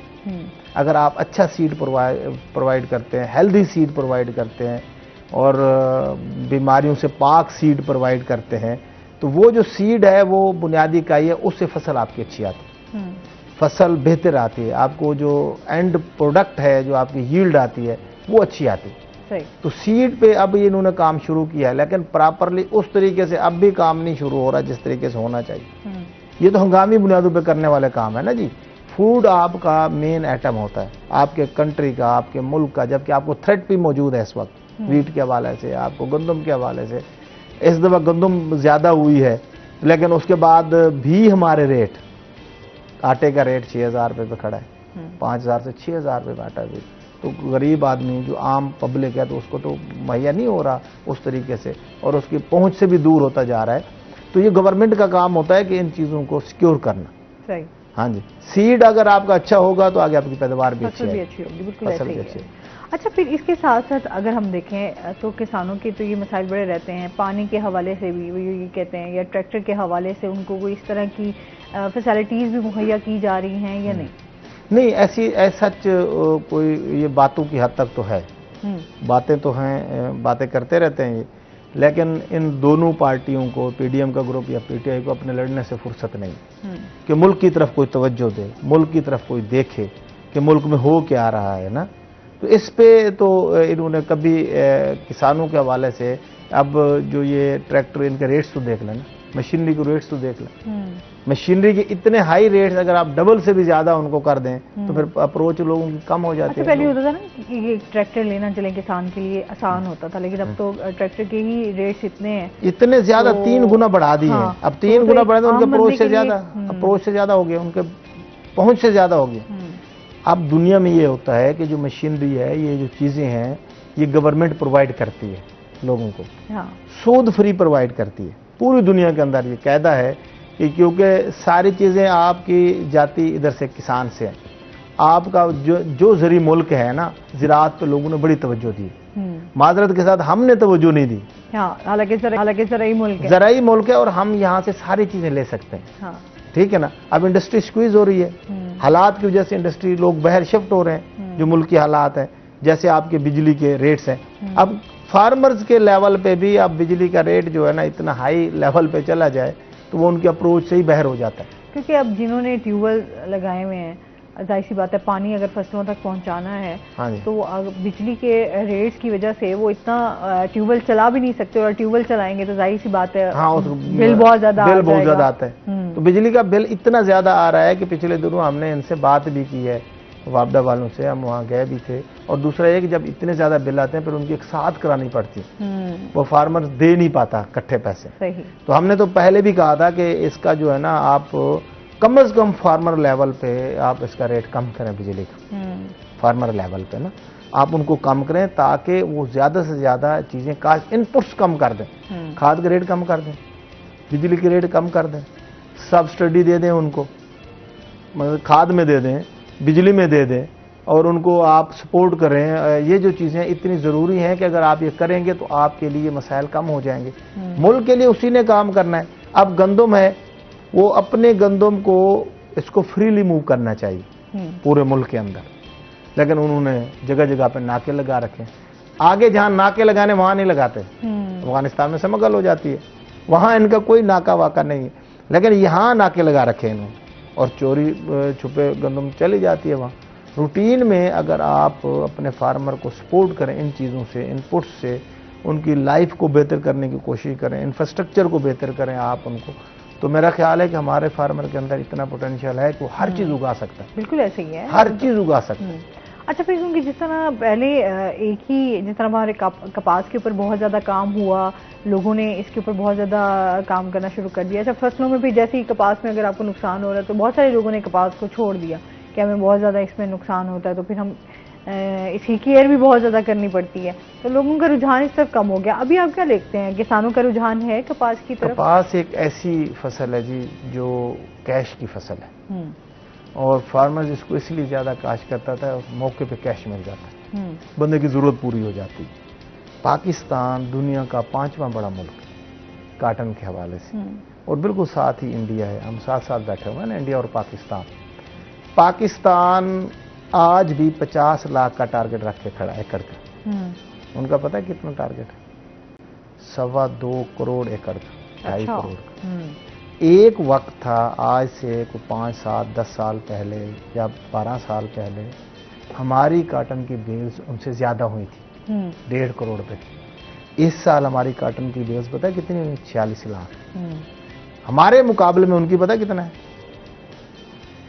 उनकी है 33 कुछ मिलियन, 3 करोड़ के करीब है उनकी, 3 करोड़ प्लस में। अच्छा, अभी हम देखते हैं कि हमसाया मुल्क की अगर हम बात करें ना, तो इख्तलाफात अपनी जगह, नफरत भी अपनी जगह, सब कुछ अपनी जगह, लेकिन हम देखें तो अब इंडिया जो है वो बहुत ज़्यादा हर चीज़ में तरक्की करता दिखाई देता है आपको। चाहे वो अपने प्रोडक्शन के हवाले से बात, गाड़ियों के हवाले से बात कर लें, चाहे उनके सोलर सिस्टम पे बात कर लें। अच्छा, हमारे यहाँ तो सोलर सिस्टम ही अब इतना महंगा कर दिया गया है कि एक आम बंदा आसान एक साथ पे भी नहीं हासिल कर सकता। और फिर बहुत सारी ऐसी चीज़ें टेक्नोलॉजी के हवाले से भी, हालांकि हमारे यहाँ बहुत ज़्यादा टेक्नोलॉजी पर काम किया जाए तो हमारे नौजवान जो हैं बहुत ज़्यादा इस पर तरक्की कर सकते हैं, लेकिन हम देखते हैं हमारे हमसाया मुल्क जो है वो इसमें आगे तेज़ी से बढ़ता जा रहा है। इसमें बुनियादी वजह हुकूमत की है। ये करने, हुकूमत के करने की प्रायोरिटीज़ का फ़र्क है। आपकी प्रायोरिटी कहाँ है? आप किस चीज़ को प्रायोरिटाइज करते हैं? आप कौन से चीज़ को आप आगे रखते हैं? यहाँ किसी चीज़ पर प्रायोरिटी नहीं। जो उनको समझ आ गई है ना कि हमारा एग्रीकल्चर सेक्टर ही हमें सारा कुछ दे सकता है। हमारा सिर्फ काटन का 8.5 जीडीपी का हिस्सा था, 8.5% जीडीपी का। अब उनको समझ आ गई है, वहां उससे पैसा कमा रहे हैं। हाँ। वो अपने फार्मर को सपोर्ट करते हैं। उनका जो रेट है यूरिया का हमारे मुकाबले में कुछ 3 गुना कम है। सही। और अवेलेबल है। मैं आपको बताऊं, एक वक्त था कि पाकिस्तान के अंदर मल्टीनेशनल कंपनियां आई थी, ये पेस्टिसाइड की यहाँ आई थी, फर्टिलाइज़र की आई थी। तो इंडिया में बुनियादी उन्होंने कहा था, पाकिस्तान ने भी कहा था कि आप बुनियादी अपना इंडस्ट्री लगाएंगे जो रॉ मटेरियल तैयार करेगी इनका बाई प्रोडक्ट्स। अब क्या हुआ कि उन्होंने तो लगवा ली, हम नहीं लगवा सकते, हमने पैसे ले लिए। हमारे जो ऊपर बैठे हुए थे थिंक टैंक्स, उन्होंने खा पी लिया। और इस वजह से हम अब पूरा टेक्निकल्स, पूरी सारी चीज़ हम बाहर से इंपोर्ट करते हैं, चाइना से इंपोर्ट करते हैं। ज़ाहिर बात है, अब बाहर से इंपोर्ट करेंगे उसमें तो लागत आएगी। अब इंडिया में यह है कि अगर कोई फार्मर इंपोर्ट करना चाहे तो उनको टैक्स फ्री है। हमारा क्या है, हम हमारे फार्मर तो मंगवा ही नहीं सकता। अगर वहाँ एग्रेसिव फार्मर है, कोई प्रोग्रेसिव फार्मर है, वो अगर लेना चाहता है बाहर से, खाद मंगवाना चाहता है, पेस्टिसाइड मंगवाना चाहता है, कोई भी एग्रीकल्चर के रिलेटेड मशीनरी मंगवाना चाहता है, उन पर कोई टैक्स नहीं। अच्छा, हमारे यहाँ वो फिर बढ़ेगी ना वहाँ। हाँ। उन्होंने काटन के हवाले से वो इतना वो करते हैं कि जो नई वैरायटी आती है वो 1 2 एकड़ का फ्री बीज देते हैं और उनके फिर खादें भी देते हैं। उनको ग्रो करने के लिए मोटिवेट किया जाता है ना, कि आप मोटिवेट करेंगे, लोगों को अपनी तरफ अट्रैक्ट करेंगे तो लोग आपकी तरफ आएंगे ना। कोई ना कोई चीज़ तो उनको दिखाएंगे कि हाँ जी आपको इसमें ये चीज़ पैदावार ज़्यादा आएगी। काटन का 5वां बड़ा मुल्क और फिर काटन 40 लाख पे नीचे आ गई और इससे करोड़ों लोगों को बेरोजगारी मिली, लोगों के चूल्हे बंद हो गए, इंडस्ट्री बर्बाद हो गई। इसमें कितनी सारी इंडस्ट्री इन्वॉल्व होती है। आप काटन काश्त करने वाला फार्मर, उसके साथ रिलेटेड लेबर और उसके साथ रिलेटेड फैक्ट्रियां और उसके साथ फैक्ट्री में काम करने वाले मजदूर और उसके बाद फिर इससे आपको पता है, इससे इसके जो बाई प्रोडक्ट्स हैं, इससे आपको ऑयल मिलता है, बेनोला आता है और इससे आपको आपकी मिलें चलती हैं, जो धागा बनता है, जो इससे रुई आती है उससे धागा बनता है। आपके काटन के जो कपड़े हमने पहने हुए ये वहाँ से बनते हैं, धागा बनता है।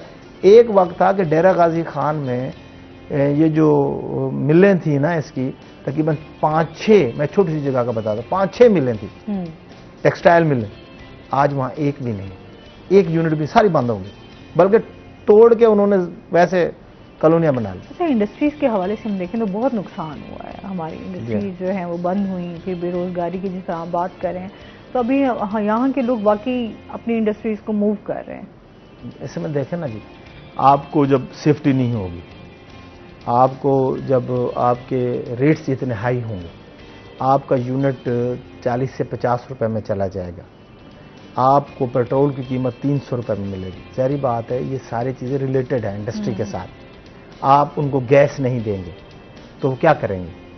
मकसद है, अगर हमसे आगे निकल गया है बांग्लादेश, तो उन्होंने सिर्फ और सिर्फ अपने लोगों को सपोर्ट की है। हम सिर्फ और सिर्फ, अगर हम सिर्फ और सिर्फ अपने एग्रीकल्चर सेक्टर पे सपोर्ट कर लेना, हाँ, तो हमें किसी चीज़ की जरूरत है, कोई नहीं जाता बाहर। आपकी ऑयल मिलें चलती हैं, आपके जो सीड आते हैं, ठीक है ना, आपका मकई आती है, मक्की आती है, आपका जनाब ये काटन का सीड आता है, आपका सनफ्लावर आता है, और इससे आपकी ऑयल मिलें चलती है। काटन आती है तो आपकी टेक्सटाइल मिलें चलती है। तो जब ये वाली चीज़ें चलेंगी, काटन उगेगी, एग्रीकल्चर ज़्यादा उगेगी, तो पेस्टिसाइड इंडस्ट्री बढ़ेगी और खाद की फैक्ट्रियां बढ़ेंगी। तो इससे यह है कि लोगों को रोज़गार यहीं मिलेगा, बाहर नहीं जाना पड़ेगा। अगर आप ये सारी चीज़ें नहीं कर रहे, तो इसका मतलब है कि आप मुल्क के साथ ज्यादती कर रहे हैं, मुल्क के साथ नुकसान कर रहे हैं। एग्रीकल्चर को प्रमोट करें, एक ही सेक्टर रह गया, हम ये समझते हैं। हाँ, इसको प्रमोट यही है। और हम देखना जी, फार्मर कहीं नहीं जा सकता। ये सियासतदान मुल्क छोड़ के बाहर भाग सकते हैं, मैं तो आप तो नहीं जा सकते ना। हमारा बाहर जाने का तो नहीं है कोई, ना हमारे पास कोई इतने वसाइल हैं, ना हम घर को छोड़ सकते हैं, ना आप अपने खानदान को छोड़ सकते हैं। हमने मरना जीना यही है, हम कहाँ भाग सकते हैं यहाँ से? बिल्कुल। तो जब हमने यहाँ रहना है, तो ज़ाहिर बात है हमने इस मुल्क के बारे में सोचना। हमारा फार्मर सोचता है, हमारा आम आदमी लेमैन सोचता है, लेकिन हमारे जो हुक्मरान है वो नहीं सोचते। क्योंकि जाहिर सी बात है, एक किसान का तो सारा सिस्टम ही उसका इसी के साथ कनेक्टेड होता है कि उसकी फसल आएगी, अच्छी फसल होगी तो उसको इनकम भी उसकी उसी तरीके से अच्छी होगी और घर का सिस्टम भी अच्छा चलता रहेगा।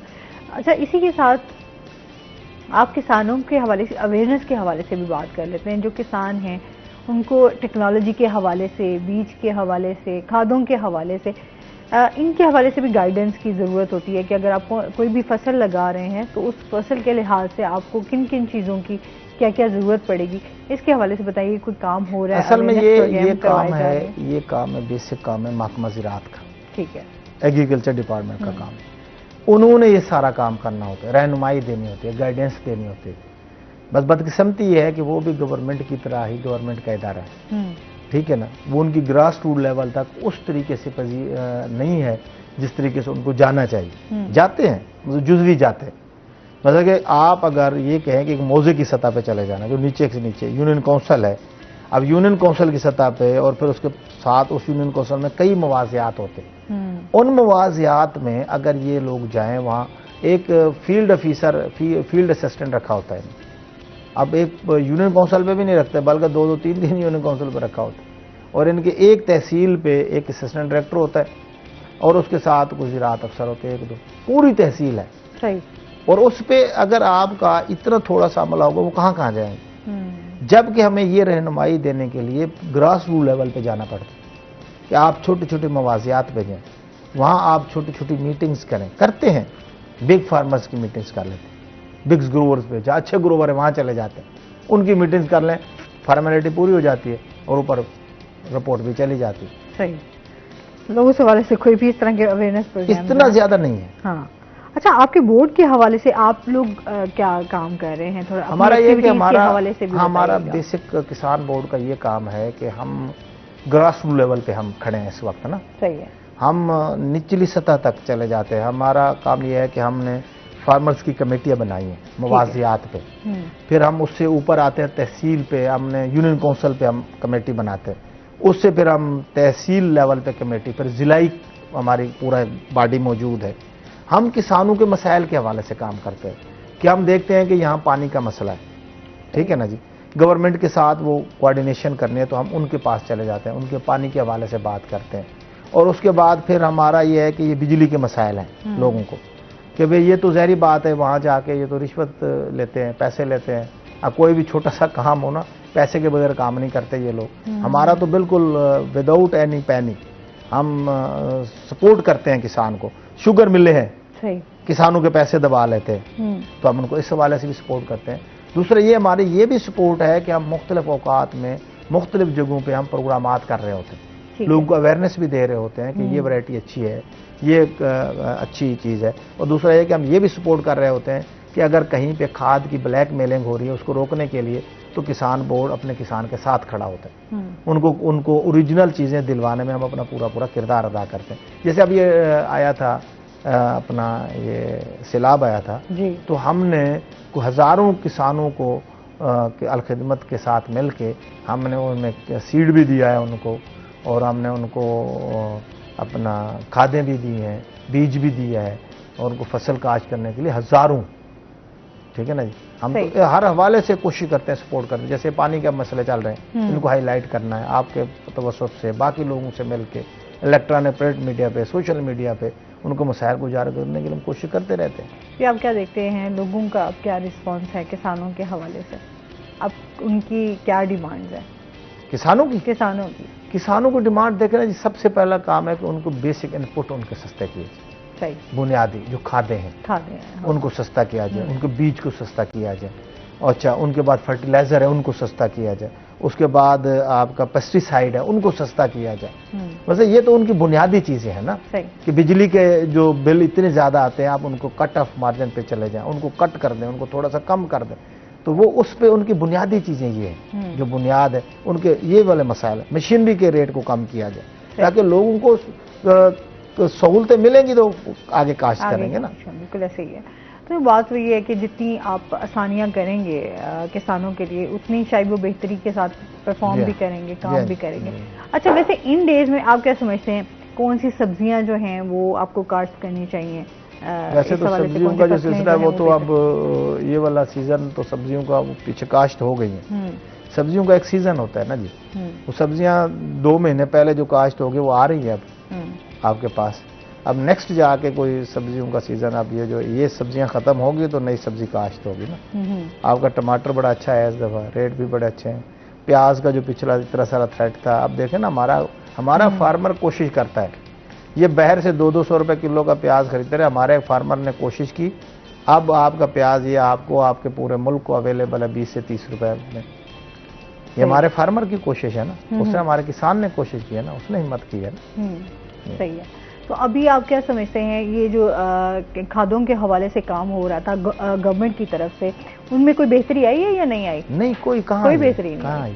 देखे ना जी, ये तो आपस में इनका काम चल रहा है ना। आप फिर हम बात करते हैं नाज़रीन, अभी हमने जाना है ब्रेक पे, हमारे साथ रहिएगा।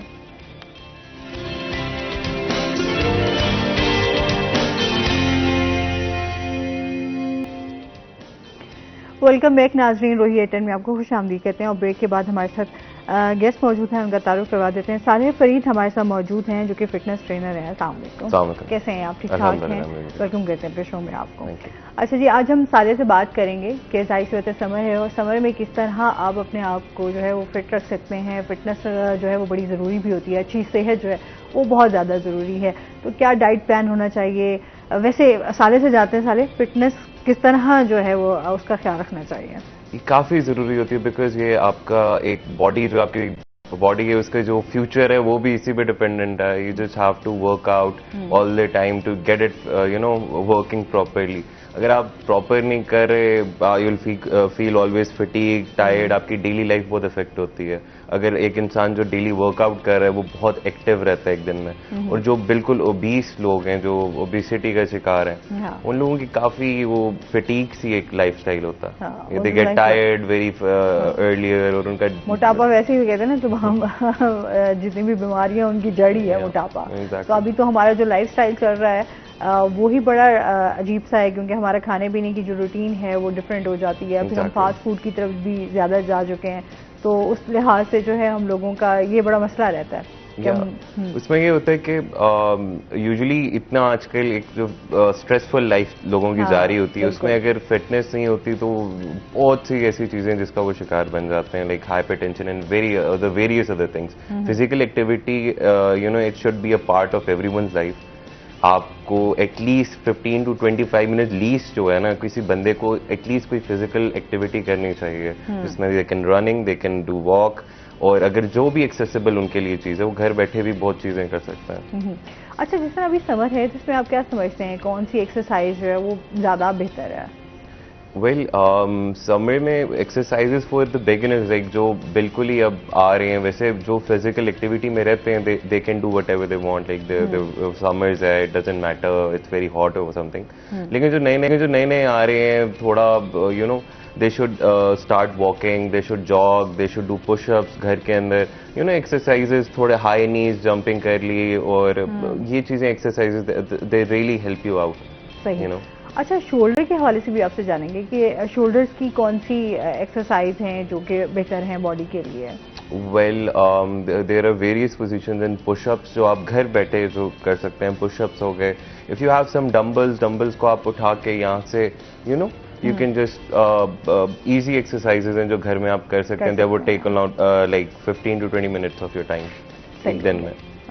अच्छा भाई, आप क्या समझते हैं इसके साथ? जाहिर सी बात है डाइट भी आपकी बड़ी मैटर करती है, तो आपको किस तरह की डाइट लेनी चाहिए? क्या आपके मील्स होने चाहिए? आपका मॉर्निंग नाश्ता, जैसे हम हमेशा बात करते हैं कि नाश्ता आपका बड़ा हैवी होना चाहिए मॉर्निंग का, और फिर आप शाम को आप जो है वो बड़ा लाइट सा खाएं, तो जाहिर सी बात, लेकिन नाश्ता हमारा बड़ा तगड़ा होता है, इसके वजह से आप क्या कहना चाहेंगे? वेल आप जितनी कैलोरीज इनटेक करते हैं उतनी आपको बर्न भी करनी पड़ती हैं। बर्न नहीं करते तो it gathers up in your body, and the thing is that के ये बड़ा एक मिसकंसेप्ट है लोगों का कि जो बहुत ज्यादा एक्सरसाइज कर रहे हैं they should eat very much, you know that isn't how it works, you know.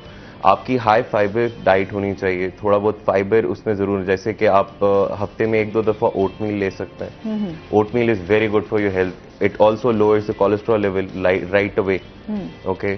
और सेब भी वही हो गया हाई फाइब्रस डाइट में। You should always have apple, like आपके हफ्ते में 3-5-6 दफा तो होना चाहिए apple. It's very important for that. High fibre diet है, it really helps you out in every way, you know, for your stomach and everything, for keeping you active all the time.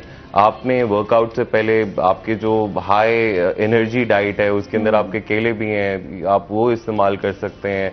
खाना that's very you know keep it very normal, don't over eat. Over eating हमेशा आपको effect कर जाती है for obesity और overweight होने में। आप जितना अपनी वेस्ट लाइन को कंट्रोल में रखेंगे you will be more active, और आपको खुद फील होता है, डिफरेंस फील होता है। जो बंदा मोटा होता है उसको थोड़ा यू नो सुस्त होते हैं काफी, और जो अपनी वेस्ट लाइन कम कर लेते हैं they feel very active all the time. तो डाइट यही होनी चाहिए। अच्छा, फिर जो थोड़ा मोटापे की तरफ आए ना, तो उनको जिम जाना भी बड़ा मुश्किल नजर आता है, उनके लिए एक्सरसाइज करना भी बहुत ज्यादा मुश्किल हो जाता है, तो ऐसे लोगों के लिए फिर आप क्या सजेस्ट करेंगे? ऐसे लोगों के लिए यही होता है कि फर्स्ट ऑफ ऑल मोटिवेशन तो बहुत जरूरी होती है, कोई मोटिवेट करने वाला हो। यूजुअली ये होता है जो आजकल के जिम्स हैं, they never motivate anyone, you know, वो बस पैसे ले रहे हैं और बस अंदर जाओ, कोई मोटिवेट नहीं है, मोटिवेशन नहीं है, उनको अपने पैसों से मतलब है, वो आता है वो क्या कर रहा है क्या नहीं कर रहा। मोटिवेशन एक स्मॉल स्टेप्स होता है, प्रोसेस को समझें, प्रोसेस से चलें, और वो उससे ये होता है कि मोटिवेशन के साथ they can really you know work the things out for them. और पतला होने के लिए आई बिलीव जहाँ तक आपकी एक्सरसाइज इम्पोर्टेंट है उससे ज़्यादा आपकी डाइट है। Diet is much more important than that. आप अपनी डाइट को सही रखें, मैंने जैसे भी बताया ओटमील पे आ जाएं, हाई फाइबर डाइट पे आ जाएं, you will feel the difference, you know. आपको 2-3 किलो वैसे ही फर्क नजर आ जाएगा। कुछ लोग ये होता है कि भाई डाइटिंग के चक्करों में जो है वो रोटी भी बिल्कुल छोड़ देते हैं, और बहुत सारी इस तरह की डाइट प्लान आए हुए होते हैं जिसमें और बगैर सोचे समझे या बगैर किसी अपने ट्रेनर के, कि जिस तरह आपके सोशल मीडिया पे कोई इस तरह की आप किसी को उससे फर्क पड़ा तो उसने सजेस्ट कर दिया चलें ठीक है आप भी ये कर लें आपको बहुत फर्क पड़ जाएगा, तो बहुत सारे लोगों ने इसी चीज पे ही अमल किया हुआ है। हाँ, रोटी छोड़ने से फर्क तो पड़ जाता है लेकिन वीकनेस बहुत हो जाती है राइट अवे। उससे ये होता है कि वो उसके ऑल्टरनेट ढूंढ रहे होते हैं, मतलब कि आप एक अच्छी अमाउंट ऑफ कैलोरीज जो दिन में एक डेली पता नहीं कब से लेते आ रहे हैं, अब आप उसको एकदम छोड़ेंगे you will always feel weak, right, आप उसी वक्त वीक फील करेंगे। सो दैट ऑलवेज ये होता है कि you should have the alternative for that. मैं वही बता रहा हूँ कि अगर आप रोटी छोड़ रहे हो तो गेट यू नो एक थोड़ा अपनी डाइट उसके ऑल्टरनेट बढ़ाओ तो सही यार थोड़ी। आप उसको वीक कर रहे हो, वीक करके पतला हो गए, वापस फिर भूख लगेगी और खाओगे वापस मोटे हो जाओगे, that doesn't make sense. You have to keep a proper diet for that, okay. आपको प्रॉपर डाइट रखनी है, you have to balance your diet, proper अपने कैलोरीज काउंट करें, उस पर लेके चलें कि हमने इतनी कैलोरीज लेनी है, मैंने इतनी करनी है, इतनी मैं बर्न कर रहा हूँ। वो प्रॉपर एक डाइट प्लान होता है, उसके थ्रू चलें, वो आपके लिए बेटर होता है। वो आपके जो भी ट्रेनर होंगे वो आपको देंगे, आप खुद से एक्सपेरिमेंट्स करेंगे, आप वैसे ही मोटे हो जाएंगे। हाँ, ये तो है। अच्छा जी, इसके साथ मजीद भी आपसे जानते हैं सर जिस तरह अभी ज़राअत के हवाले से अगर हम बात करें तो कपास पे जिस तरह हमारी बात हो रही है, के हवाले से भी आपसे जानेंगे गंदम पे भी कितना काम हुआ है इस वक्त? गंदम की पैदावार भी बहुत अच्छी हुई है। गंदम की पैदावार क्योंकि पिछले साल जो फसल थी ना जी, तो वो ऑटोमेटिकली वो नुकसान हो गया बारिशों की वजह से ना उसका। हाँ। तो इसलिए वो चॉइस होती है आपके पास, आप क्या काश्त करना चाहते हैं। हमारे पास तो चॉइस 2 फसलों की रही थी, अब गन्ना उसमें ऐड हो गया था, तो मेज़ ने भी कुछ जगह ली है। लेकिन गंदम हमारी बेसिक नीड है, हर फार्मर की नीड, हर जिम्मेदार की नीड है, माशरे को भी ज़रूरत है, पाकिस्तान को, मुल्क को ज़रूरत है, हर फर्द को ज़रूरत है। तो इसलिए जो पिछली फसल का नुकसान हो गया था उसके बदले में लोगों ने गंदम काश्त की है, ज़्यादा काश्त की। तो उससे ये हुआ कि उससे डेफिनेट बात है पैदावार में इजाफा हुआ है। अब भी हमारे पास बहुत सारा एरिया पड़ा हुआ है, खाली पड़ा हुआ है। अगर गवर्नमेंट चाहे तो हम इस गंदम में खुद कफील हो सकते हैं, हमें कोई प्रॉब्लम नहीं है। हम गंदम को ज़्यादा काश्त कर सकते हैं, रकबा हमारे पास बहुत ज़्यादा मौजूद है।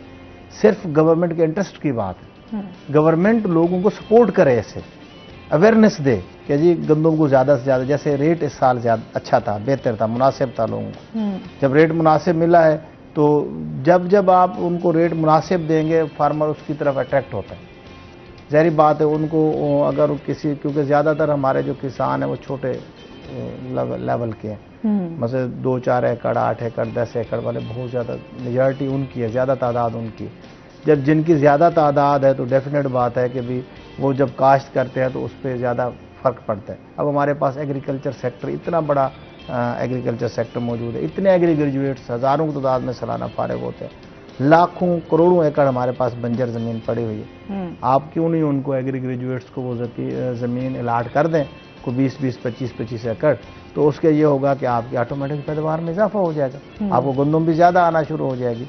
गंदम में भी वैरायटीज़ इस दफ़ा कुछ ऐड की हैं जिनकी यील्ड ज़्यादा आती है, पैदावार, औसत पैदावार ज़्यादा आती है, तो उसमें वो उसने भी बड़ा किरदार अदा किया।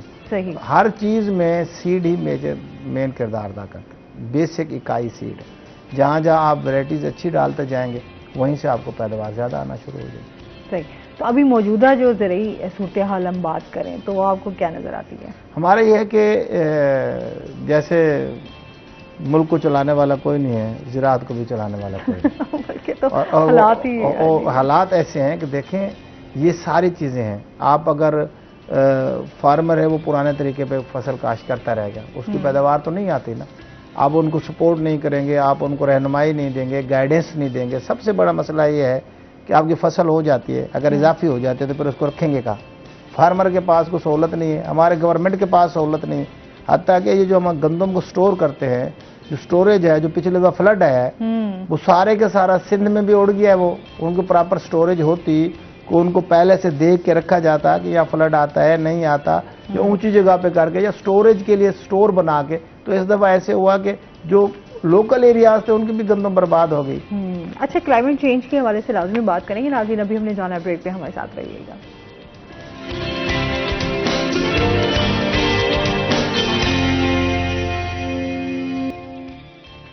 वेलकम बैक नाज़रीन, रूही एटन में आपको खुश आमदीद कहते हैं। अच्छा जी, साले जो है वो नेशनल चैंपियन भी है, अभी मैं इनसे ब्रेक में बात भी कर रही थी, उस हवाले से भी बताइएगा कि आपकी जो एक्सपर्टीज़ हैं और आपने जो ये नेशनल चैंपियन जीता उस हवाले से। मैंने ग्रैपलिंग में जीता है एंड -77 kg में, और उसके अलावा मैं MMA फाइटर हूँ एंड हमारी game is very well known all over the world now, और पाकिस्तान में बहुत अवेयरनेस आ गई है इसकी। It's basically a free style fight, उसके अंदर सारे there is all the arts in that, boxing, kick boxing, उस सब का combination, and you're in the octagon, उसमें लड़ना आपने। तो ये मेरी एक्सपर्टीज है बेसिकली। तो कैसा एक्सपीरियंस रहा? वेल मैंने बहुत पहले मुझे शौक था और शुरू करने का इसका, बस पेरेंट्स थोड़े मुझे लगते थे कि थोड़ा वो करेंगे, लेकिन they have been very supportive. फिर स्कूल लाइफ में वी गॉट एक्स्ट्रा, हमारी जो करिकुलर एक्टिविटीज होती थी उसमें ये कराटे वगैरह था, तो आई थॉट कि maybe I should do this. तो इंस्टेड ऑफ क्रिकेट का भी बहुत शौक था, बिकॉज क्रिकेट एवरीवन, मुझे बेसिकली फिजिकल एक्टिविटी जो भी मिल जाती ना, मेरा यही था कि हम भाग जाते थे। तो मुझे मिक्स मार्शल आर्ट्स में देखता था, MMA फाइट्स वगैरह था, तो मुझे बहुत शौक था। पाकिस्तान में इतनी अवेयरनेस ही थी, लेकिन लकीली मुझे यहाँ मुल्तान में हमारे जो कोच हैं अमर भाई, वो मुझे मिल गए एंड वो कर रहे वही थे, वाहिद जो करवा रहे थे, और वो जिजित्सु के काफ़ी अच्छे बेल्ट पे हैं इससे। सो मैं उनके साथ ट्रेन हुआ, फिर उसके बाद 2-3 साल ट्रेन होने के बाद उनने मुझे कॉम्पिटिशन्स पे लेके गए, तो आहिस्ता आहिस्ता करके फिर मुझे नेशनल लेवल खिलाया। सही, मतलब अच्छा एक्सपीरियंस रहा। और फैमिली में अभी आप क्या देखते हैं, बच्चों की इस तरफ तवज्जो है या लोग फैमिलीज अभी इस तरफ आ रहे हैं या पहले आई रिमेम्बर जब मैंने नई नई शुरू की थी, nobody had any kind of awareness for this particular thing, मतलब ये स्पोर्ट्स का कोई किसी को पता ही नहीं था। मतलब कि वो हमारे कोच यही बताते हैं कि वो फर्स्ट जनरेशन है, हम लोग सेकंड जनरेशन है स्पोर्ट्स की। अभी पाकिस्तान में 2012-10 में ही आया है स्पोर्ट्स, अभी बिल्कुल नया। तो अब हम जो हमारा जो ट्रेनिंग जहाँ पे कराते हैं हम हेडक्वार्टर्स में, वहाँ पे इतना रश हो गया, मतलब कि हम देखते हैं कि यार कितना चेंज आ गया, लोगों में अवेयरनेस आ गई है। वो अब जो फाइटर्स हैं दुनिया के, one of the best fighters like Conor McGregor हो गए, खबीब हो गए, उनको फॉलो करके मतलब उनको आइडल अपना बना के इतने लोग हमें अब ज्वाइन कर गए हैं कि हमारे पास we had to make separate classes for every each group. हमें हर ग्रुप की अलग अलग क्लासेस बनानी पड़ी हैं। सही, तो अभी आप ट्रेनिंग आप भी दे रहे हैं? मैं दे रहा हूँ। सही है, तो अभी बच्चों का है इस तरफ काफी? हाँ, बच्चों का बहुत है, उनके पेरेंट्स खुद आए होते हैं, लाइक जैसे सामने बैठे होंगे पेरेंट्स, हम ट्रेन कर रहे होंगे, वो देख रहे होंगे। सही। अच्छा, सेल्फ डिफेंस के हवाले से भी थोड़ा सा बात करेंगे कि वो कितना जरूरी है और उसमें क्या क्या होता है? Self defence I guess for you know the females, like it's very important. खवातीनों के लिए तो ये मतलब कि ये मेरे ये बिलीव है कि सबको आना चाहिए। हमने रिसेंटली आइजैक में भी एक दिया था, मतलब कि लोगों ने बुलाया था हमें सेल्फ डिफेंस के लिए ना, तो it's very important you know. एक तो इनसिक्योरिटी इंसान की खत्म होती है, मतलब कहीं पे भी, और अभी जिस तरह के हालात हैं और उसमें जाहिर सी बात है यू नो एक माइंडसेट होता है इंसान का कि यार आई डोंट फील स्केयर, कोई यहाँ कहीं पे भी जा रही हूँ, I don't feel scare right now, मतलब ठीक है, I know how to defend myself. ये बहुत जरूरी है चीज, और ये मेरे ख्याल में तो हर खबर मतलब के लड़की को करनी चाहिए। और इवेंचुअली मुल्तान में हमारे पास फीमेल क्लासेस जो है ना, उसमें बहुत ज्यादा रश होता है। अच्छा, मतलब है लोगों में लोगों में अवेयरनेस आ गई है ना अब, क्योंकि अगर हम बात करें ना खवातीन के हवाले से, तो पेरेंट्स समटाइम्स नहीं आपको सपोर्ट करते। चले लड़कों को तो कर लिया जाता है, ठीक है कर लेंगे हो जाएगा, लेकिन अगर हम बात कर लें खवातीन की, बच्चियों की, तो उस तरफ जरा पेरेंट्स की तवज्जो नहीं होती। वो कहते हैं कि नहीं इस तरह की एक्टिविटीज में नहीं जाना चाहिए। वो लैक ऑफ अवेयरनेस ही है आई गेस। उनको यही समझ आना चाहिए कि कितना इंपॉर्टेंट है उनकी बेटी के लिए, because she is going to university, वो यूनिवर्सिटी भी जाएगी, she will end up you know मतलब के उसने पढ़ना है कुछ तो है, करेगी ना, बाहर भी जाना है। You can not just let her get you know, एक घर में तो नहीं बिठा सकते ना, she has to go out, explore and everything.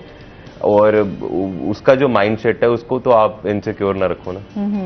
तो आप लोगों की तरफ से क्या एक्टिविटीज अभी चल रही हैं खवातीन के हवाले से भी? इस पे भी काम आप जी, हमारे पास इस टाइम मोर देन 10 जो फीमेल्स हैं जो हमारे पास जिम में जो MMA फाइट्स के लिए तैयार हो रही हैं। अच्छा जी, तो मतलब इसके हवाले से भी और साथ साथ ट्रेनिंग्स भी चल रही हैं, तो ये एक अच्छी बात है कि अवेयरनेस जितनी दी जाए उतना ही मेरे ख्याल में आपकी चीज़ों में बेहतरी आ सकती है। पहले जैसे हम सर से भी बात कर रहे थे, ज़राअत के हवाले से भी अभी भी हम समझते हैं कि कहीं ना कहीं किसानों को गाइड करने की और अवेयरनेस की बड़ी ज़रूरत है। तो पाकिस्तान में बहुत ज़्यादा ज़रूरत है, गाइडेंस की बहुत ज़्यादा ज़रूरत है कि आपकी पूरी इकानमी, पूरा मुल्क इस पे रिलाय करता है।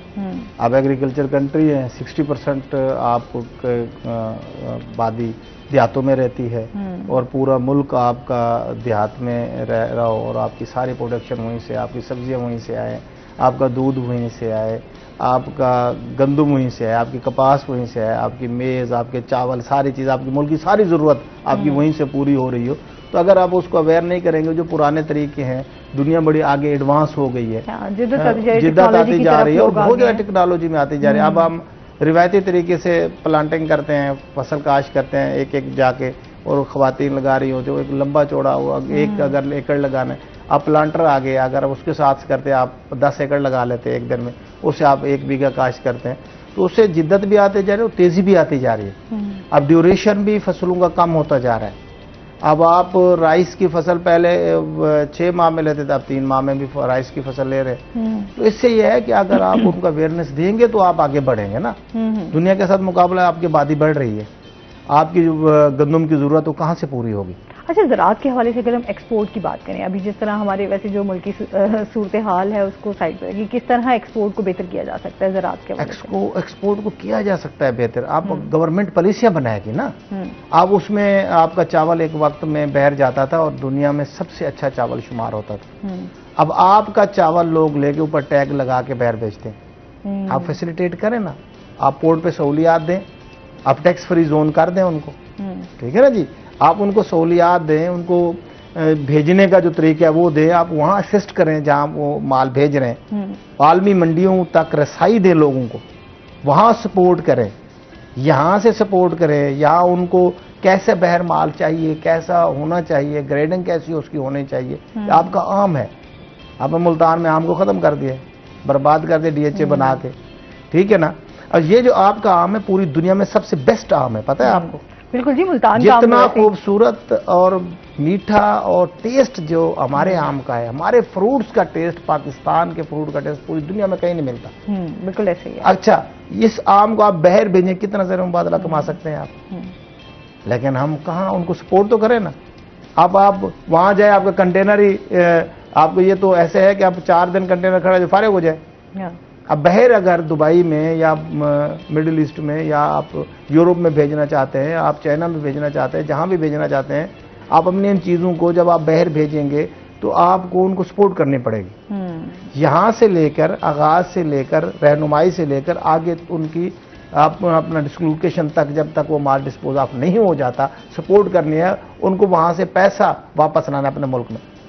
ये तो हुंडी के ज़रिए से पैसे मंगवाते हैं, ब्लैक मेलिंग के जरिए से पैसे मंगवाते हैं ये लोग। अगर आप उनको प्रॉपर तरीके से पैसे मंगवाए ना, तो ये माल जाएगा तो प्रॉपरली पैसा वापस आएगा, आपका मुल्क तरक्की करेगा। देखिए, जब आप ज़राअत को सपोर्ट हर हवाले से करेंगे, हर नहज पे जाके करेंगे, तो आपका मुल्क आगे बढ़ेगा। अच्छा, क्लाइमेट चेंज की बात हो रही थी, मुझे याद आ गया, हम उस पर बात कर रहे थे, उससे भी हमारी ज़राअत पर बहुत ज्यादा इफेक्ट आ रहा है। और उसमें भी अवेयरनेस की कमी है। देखिए ना, अभी जिस तरह ग्यालाबारी हो रही है, ओले बरस रहे हैं, तो बहुत तेज तूफान, दरख्त उखड़ रहे हैं, तो मतलब इससे भी काफी फल गिर रहा है, नुकसान पहुंच रहा है। देखें, ये है अवेयरनेस। मौसम तब्दील हो रहा है, मौसमियाती तब्दीली आपने अपने फार्मर को बताना है। जैसे हम काटन की बात करते हैं, काटन पहले हम काश करते थे मई जून में, 15 मई से शुरू करते थे, 15 जून में खत्म कर लेते थे।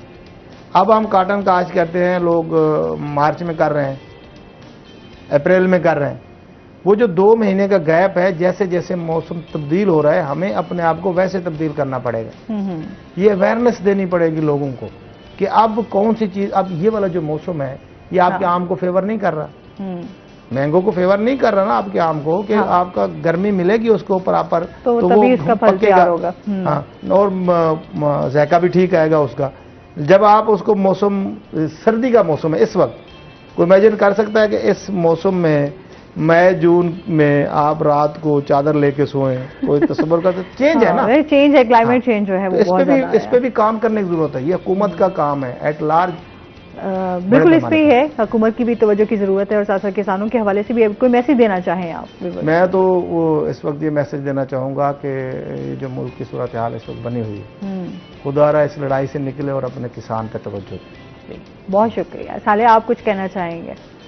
मैं भी यही कहना चाहूँगा कि अपने बच्चों को और जितने भी हैं, जो बीस हैं, जो भी हैं, अपनी फिटनेस पे ख्याल रखें और सेहतमंद जिंदगी है। आपने आगे काम वगैरह करना है, सब कुछ करना है, अपना फ्यूचर बनाएं, अपनी सेहत होगी तो सब कुछ है।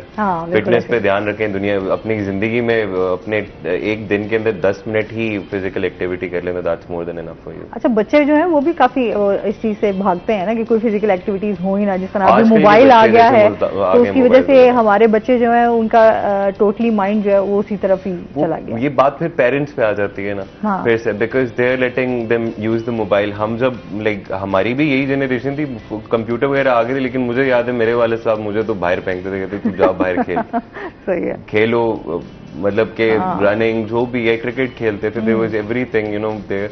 लेकिन आजकल के बच्चे देर ऑन फोन, और मैं देख रहा हूँ आजकल के बच्चे मोटे भी, और वो बोल रहे थे माशाल्लाह जबरदस्त मोटा बच्चा है हमारा। मैं तो यार क्या कह रहे हो इसको, कोई भाग दौड़ करवाओगे वो करें, और वो बच्चे भाग दौड़ करते हैं। लेकिन ऐसे बच्चों को अगर आप उनके पेरेंट्स के सामने कह दें ना कि यार इनको थोड़ी एक्सरसाइज करवा दो, वो बुरा मान जाते हैं कि यार हमारे बच्चे को ऐसे क्यों बोल रहे हैं। अवेयरनेस है, वो देख ही नहीं रहे कि इस पे क्या इनके आगे जाके इफेक्ट्स पड़ेंगे, इनकी बॉडी पे क्या, इनके मेडिकली क्या वो होगा, ये बात कोई रियलाइज नहीं करता। एक चीज इसमें माजरत के साथ रह गई है, इसमें फास्ट फूड को निकालें। खाना वही है, इनकी तरफ से जाना चाहिए कि फास्ट फूड को बिल्कुल कम कर दें। फास्ट फूड तो मतलब कि इट्स जहर है, वो तो बिल्कुल ही जहर है। फॉर एक प्रॉपर एक स्पोर्ट्समैन एथलीट के लिए तो बिल्कुल जहर है।